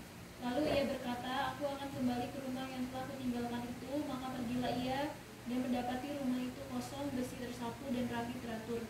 Lalu ia keluar dan mengajak 7 roh lain yang lebih jahat daripadanya, dan mereka masuk dan berdiam di situ. Maka akhirnya keadaan orang itu lebih buruk daripada keadaannya semula. Demikian juga berlaku atas angkatan yang jahat. Cobalah saudara, dulu saya mengalami itu, kalau dulu tidak ada roh Tuhan, tapi mengaku-ngaku juga ada roh Tuhan. Tandanya ada roh Tuhan, tidak ada roh Tuhan. Tadi kan sudah jelas ini, ya. Tahun 2000 itulah, ya, benar-benar atas belas kasihan Tuhan, ya, atas belas kasihan Tuhan itu, ya, dia peretelkan semua ini, ya, yang tidak benar di hadapan Tuhan. Makanya saya mengatakan dulu, sebelum tahun 2000 itu saudara, ya, nggak membedakan kanan dan kiri, nggak membedakan istri orang dengan istri sendiri, ya, coba kan, ya. Bedalah pada waktu tahun 2000 itu bukan karena saya ibadahnya, bukan karena saya baca kitab suci tiap hari, tidak saudara. Dan benar-benar tahun 2000 itulah kenapa saya ini tiba-tiba nggak ngerokok, tiba-tiba saya ini tidak mau lagi namanya isap gele, sabu. Kenapa saya tidak mau lagi namanya ke diskotik gitu kan? Dari situlah saya respon, saya baca kitab suci itu. Saya mengisi hari-hari saya itu dengan saya membaca kitab suci, dengan saya membaca kitab suci.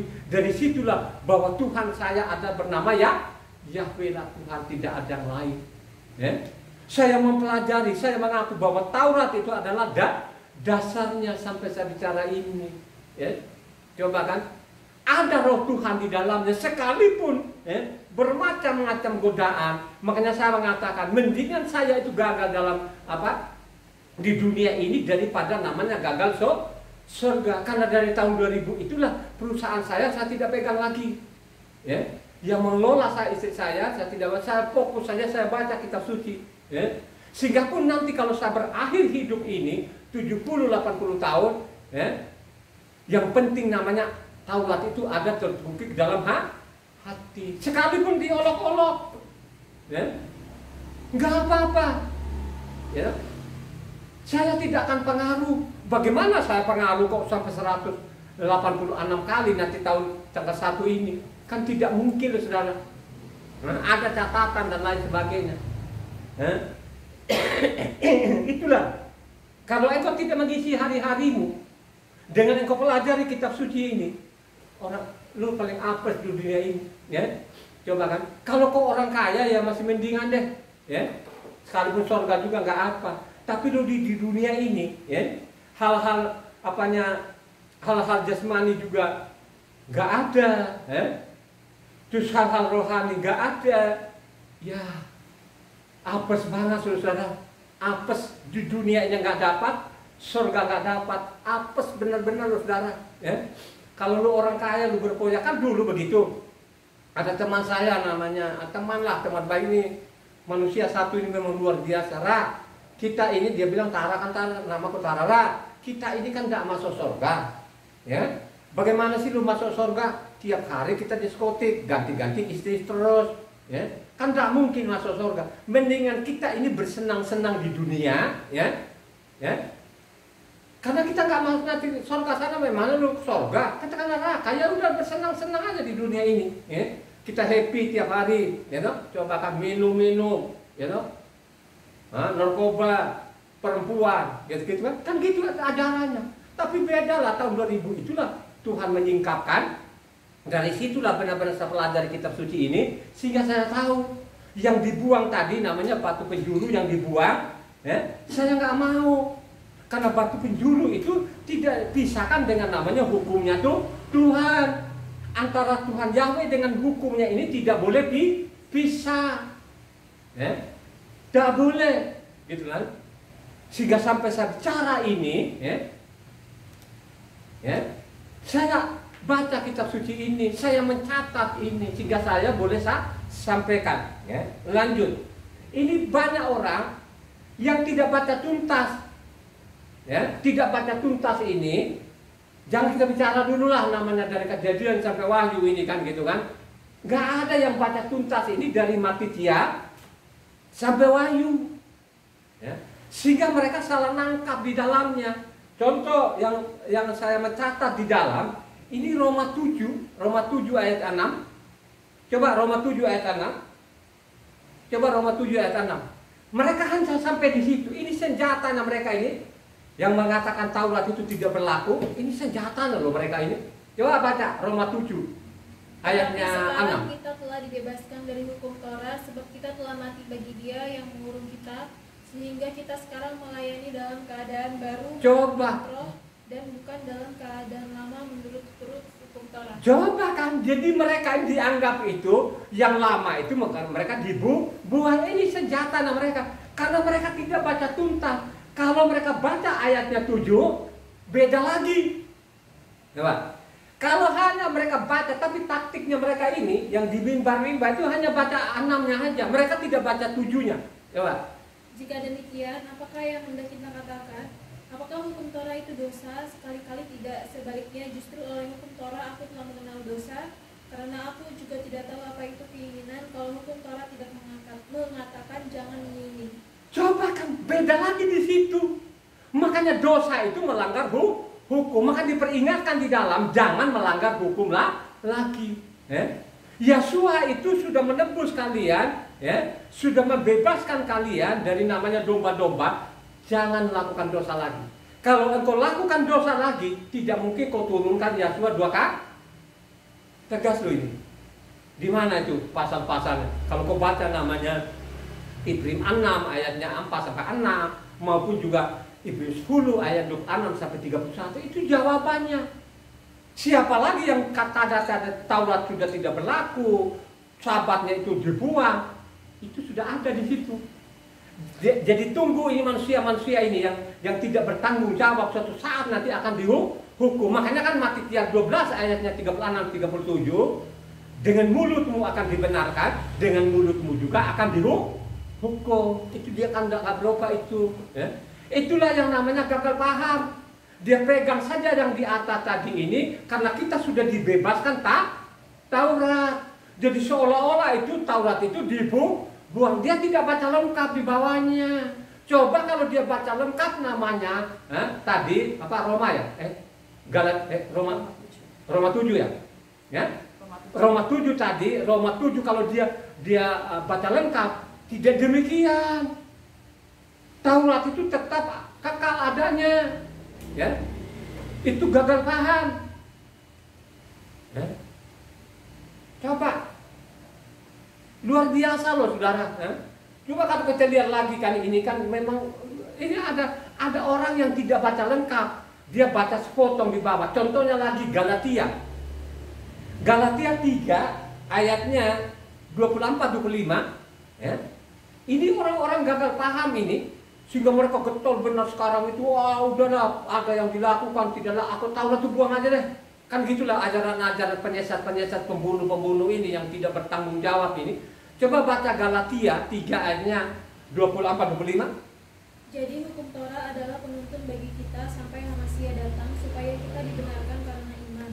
Sekarang iman itu telah datang, karena itu kita tidak berada lagi di bawah pengawasan penuntun. Jadi coba tidak ada pengawasan lagi karena sudah namanya Yesua, berarti namanya Taurat. Itu gagal pahamnya. Kalau dia baca mundur ke belakang di atas itu, Galatia 3 ayatnya 45. Kalau dia mundur ya, tapi dia baca di bawahnya doang. Jadi seolah-olah ini kan sudah dituntut kita sampai Yesua, berarti namanya Taurat ini dibuang. Ini saya lihat ini senjata-senjatanya mereka, ini penjahat-penjahat ini. Ya, mereka tidak baca tuntas. Coba kalau kita baca Galatia 3 ayatnya 4-5.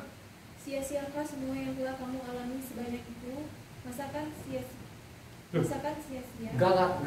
Galatia 4. Tapi kalau dia baca Galatia 4 ayat 4-5. Tetapi setelah genap waktunya, maka Tuhan mengutus anaknya yang lahir dari seorang perempuan dan takluk kepada hukum Torah.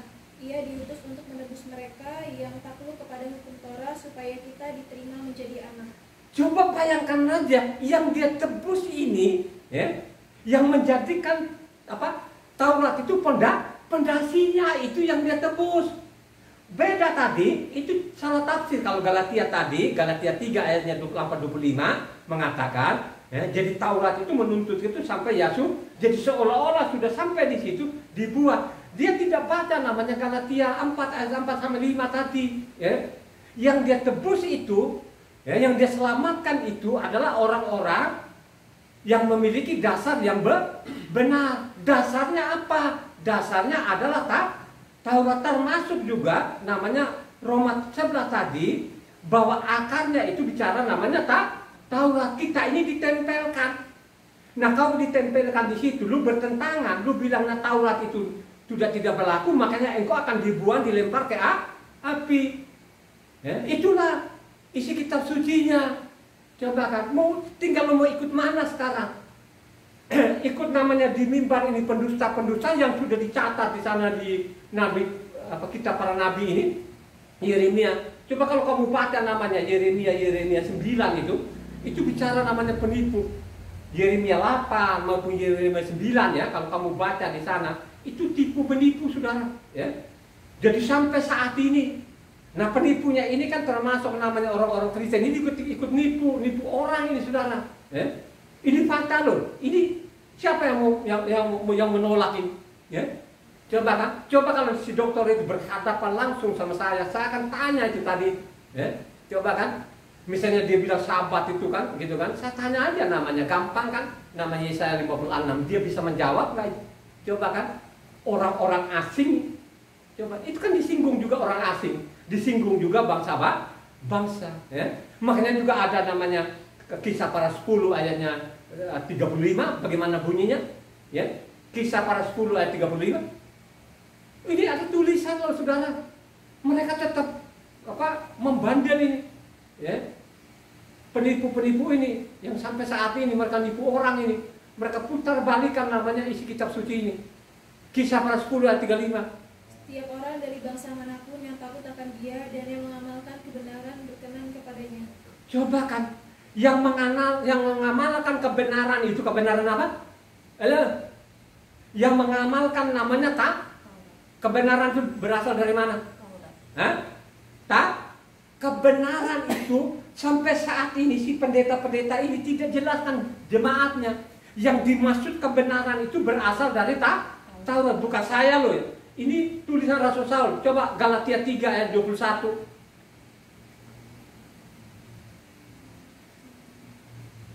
Galatia 3 ayat 21. Supaya ini mencatat ini. Kalau demikian bertentangankah hukum Torah dengan janji-janji Tuhan? Sekali-kali tidak. Sebab andai kata hukum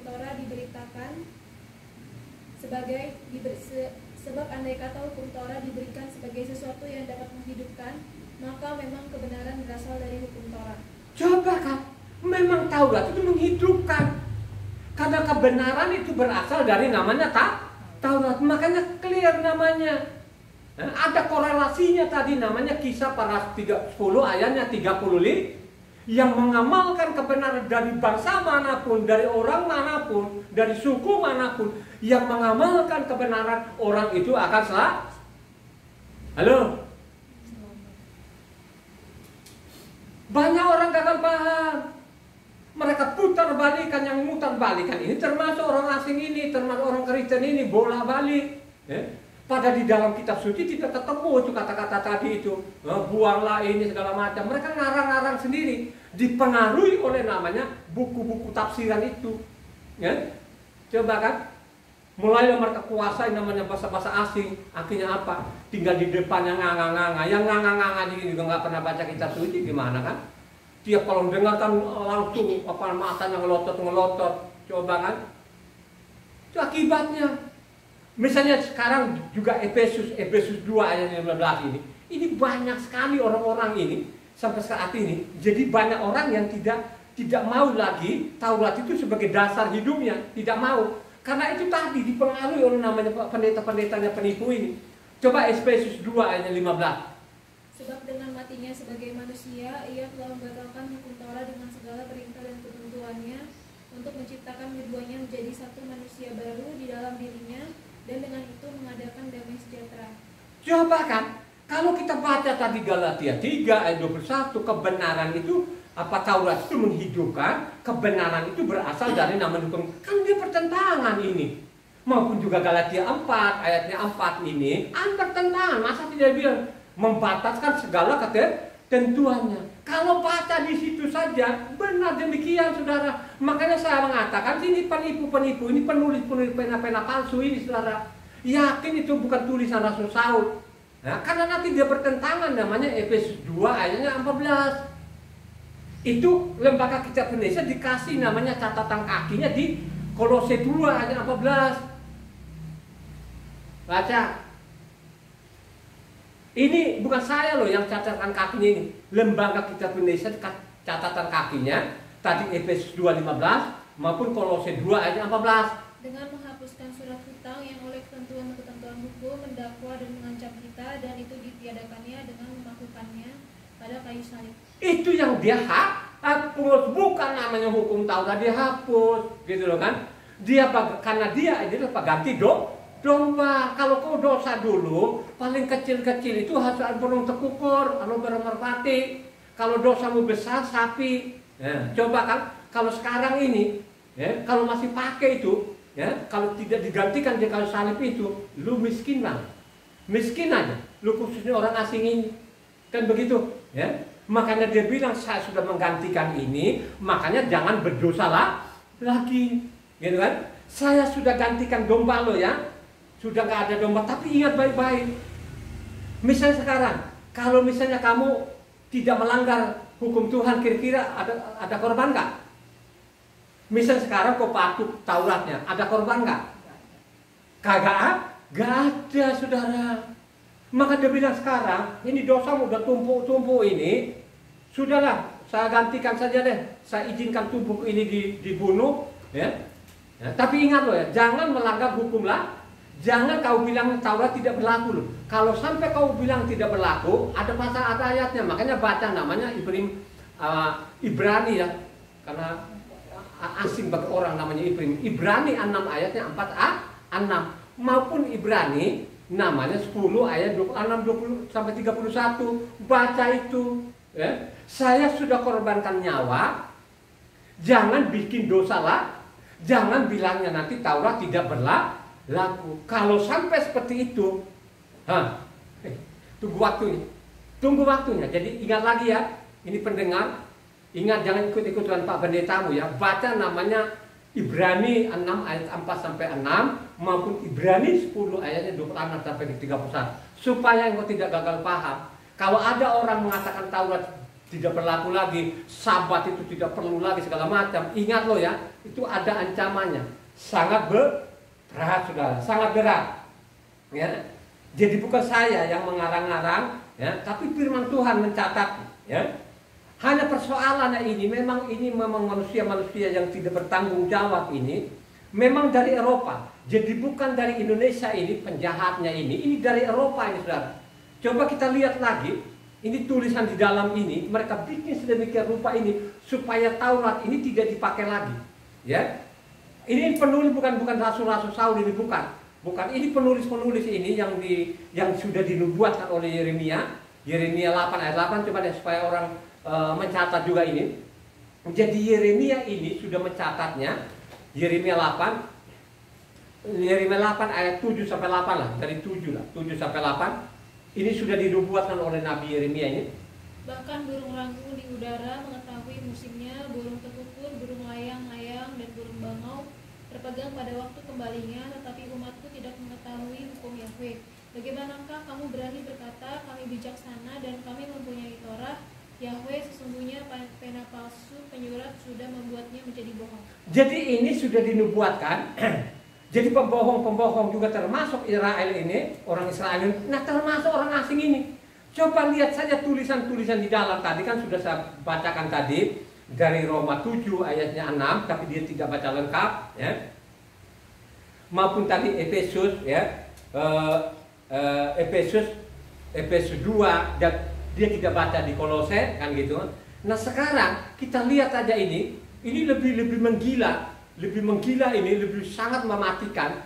Jadi mereka bikin sedemikian rupa ini penulis-penulis palsu ini, pena-pena palsu yang sudah dinubuatkan oleh namanya Yeremia ini, Yeremia 8 ayat 7 sampai 8 tadi. Ini kelihatan sekali ini.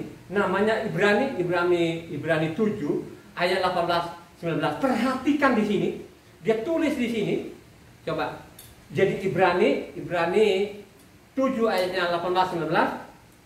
Memang suatu hukum yang dikeluarkan dahulu dibatalkan, kalau hukum itu tidak mempunyai kekuatan dan karena itu tidak berguna. Sebab hukum Torah sama sekali tidak membawa kesempurnaan, tetapi sekarang ditimbulkan pengharapan yang lebih baik yang mendekatkan kita kepada Tuhan. Cobalah saudara, bayangkanlah sisi penulis ini, dia melawan Tuhan tadi, dia melawan Tuhan nama Matitia 5, kalau kita baca Matitia 5 dengan 5 ayatnya 17 sampai 20, itu dia nentang di sini saudara. Coba bayangkan, berani loh penulis ini menipu orang, kan gitu kan, coba kan, ya.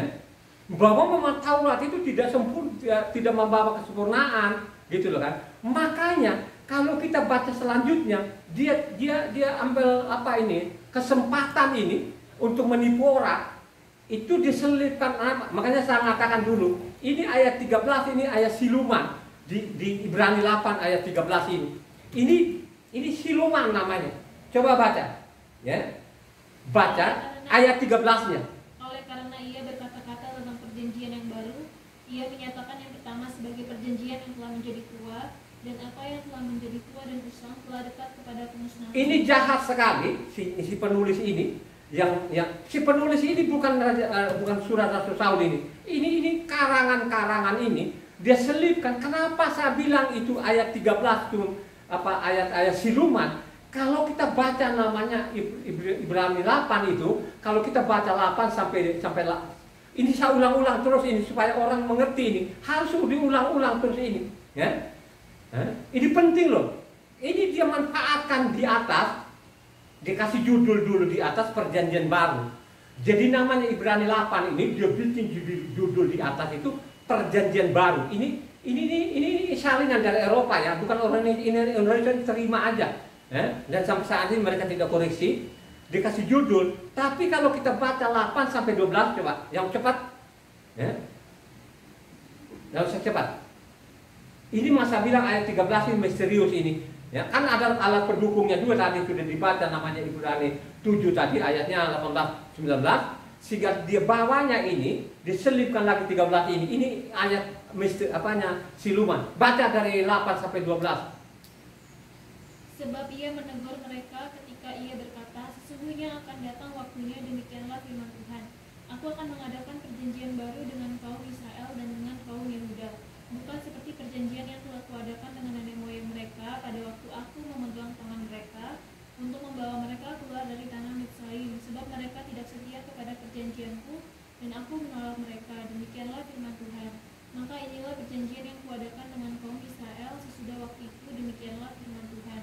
Aku akan menaruh hukumku dalam akal budi mereka dan menuliskannya dalam hati mereka.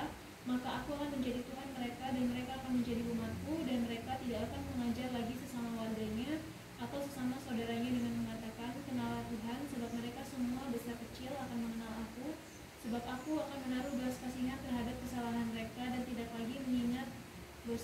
dosa mereka. Coba kan. Jadi ya, kalau kita baca dari 8 sampai 12, ya, ini kan namanya tulisan Nabi Yeremia. Tapi dia manfaatkan si penulis ini, dia selipkan di bawah 13, seolah-olah zaman itu zaman Yesua ada perjanjian baru, maka dia bilang yang lama itu sudah usang. Ini penjahat loh saudara. Padahal kalau kita baca dari 8 sampai 12, ini kan tulisan asli dari Nabi Yeremia 31.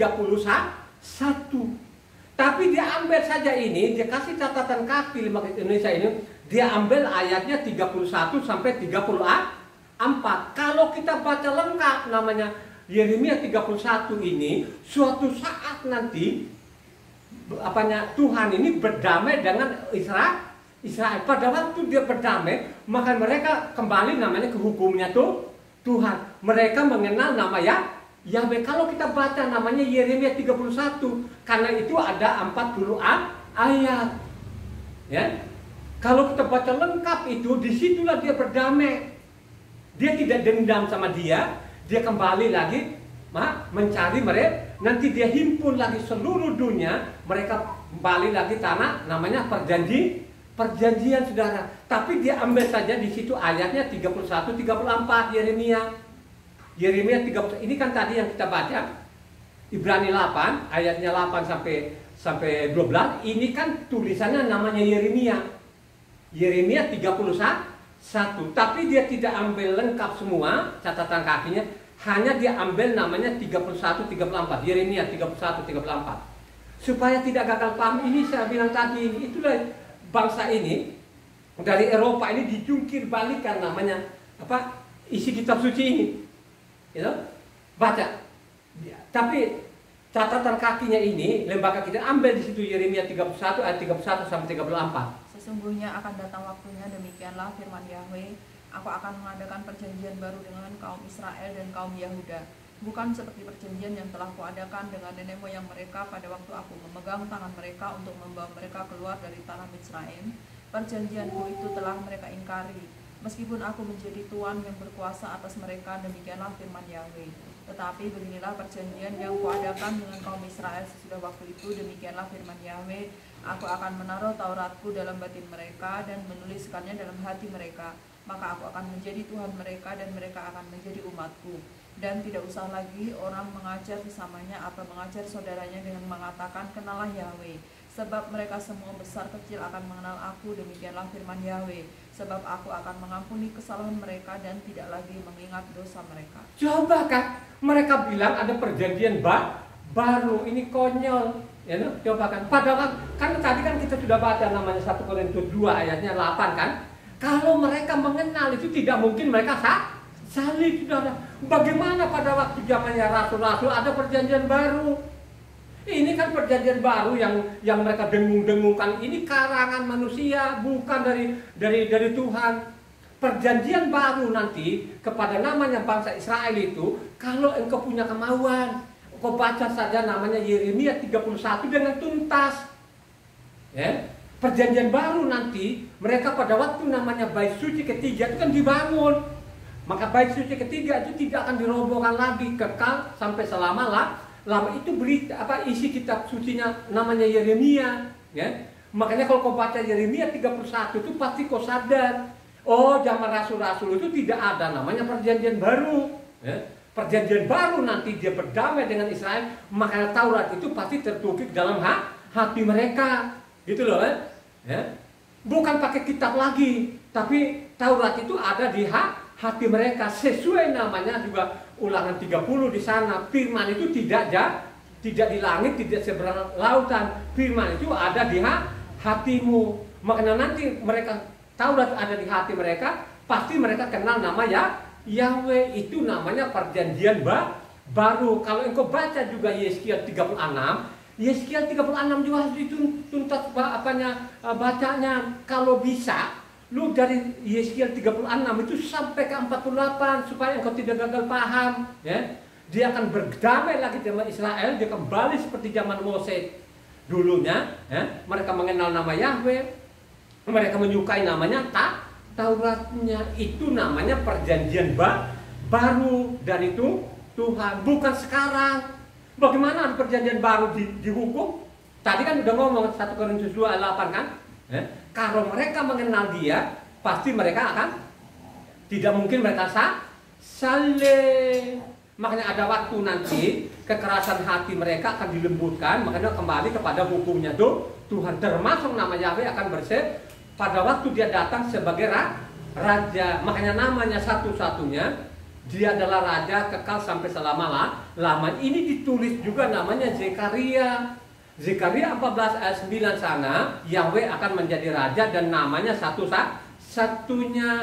Ini sudah tertulis namanya kitab.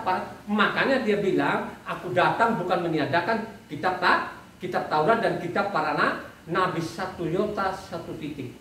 Ya, ingat baik-baik ya. Dan peringatan juga ini kepada bangsa asing, ya, mungkin Israel pun juga ini.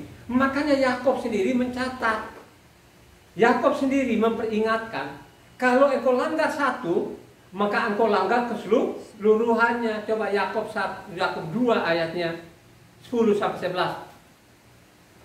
Sebab barang siapa menuruti seluruh hukum itu, tetapi mengabaikan satu bagian daripadanya, ia bersalah terhadap seluruhnya. Sebab ia yang mengatakan jangan berzina, ia mengatakan juga jangan membunuh. Jadi jika kamu tidak berzina tetapi membunuh, maka kamu menjadi pelanggar hukum juga. Coba kan saudara, kamu mengabaikan satu saja, pasti kamu bersalah ke seluruh. Coba kan kalau ada orangnya sekarang, dia bilang, padahal sahabatnya lo batu pertama saudara, itu berbahaya sekali saudara. Coba lo mau ikuti si pendeta ini yang gelarnya berderet-deret, dikenal jutaan orang, karena bangga orang-orang. Lo pendeta kami kan gelarnya kan berderet-deret, ya. Coba kan, makanya saya bilang Evan juga pun gelarnya berderet-deret, gelar sekulernya. Tapi kalau namanya untuk Taurat, katanya saya nggak mau, ya. Coba kalau ditanya Taurat itu segala-galanya, pasti Pak, saya segala-galanya.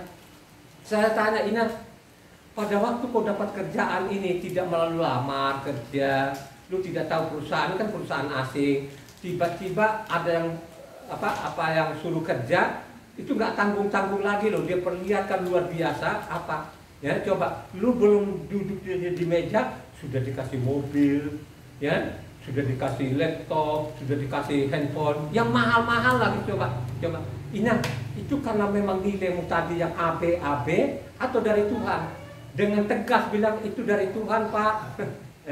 Coba kan, dari Tuhan Pak, saya tidak punya kemampuan apa-apa. Kalau bukan Tuhan Pak, saya nggak mungkin dapat kerjaan ini.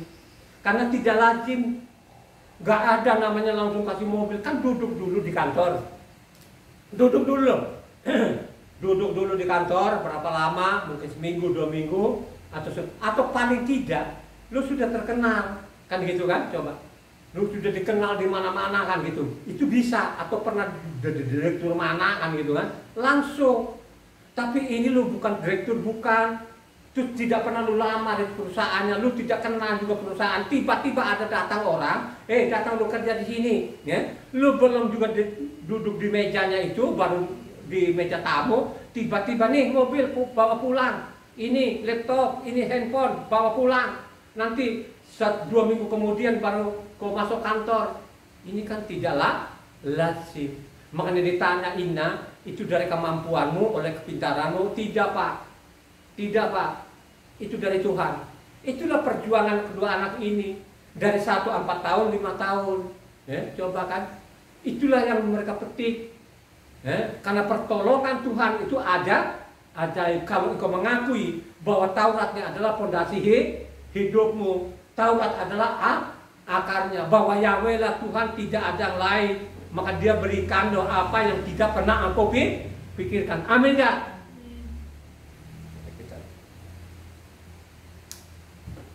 Haleluya. Pemahaman kami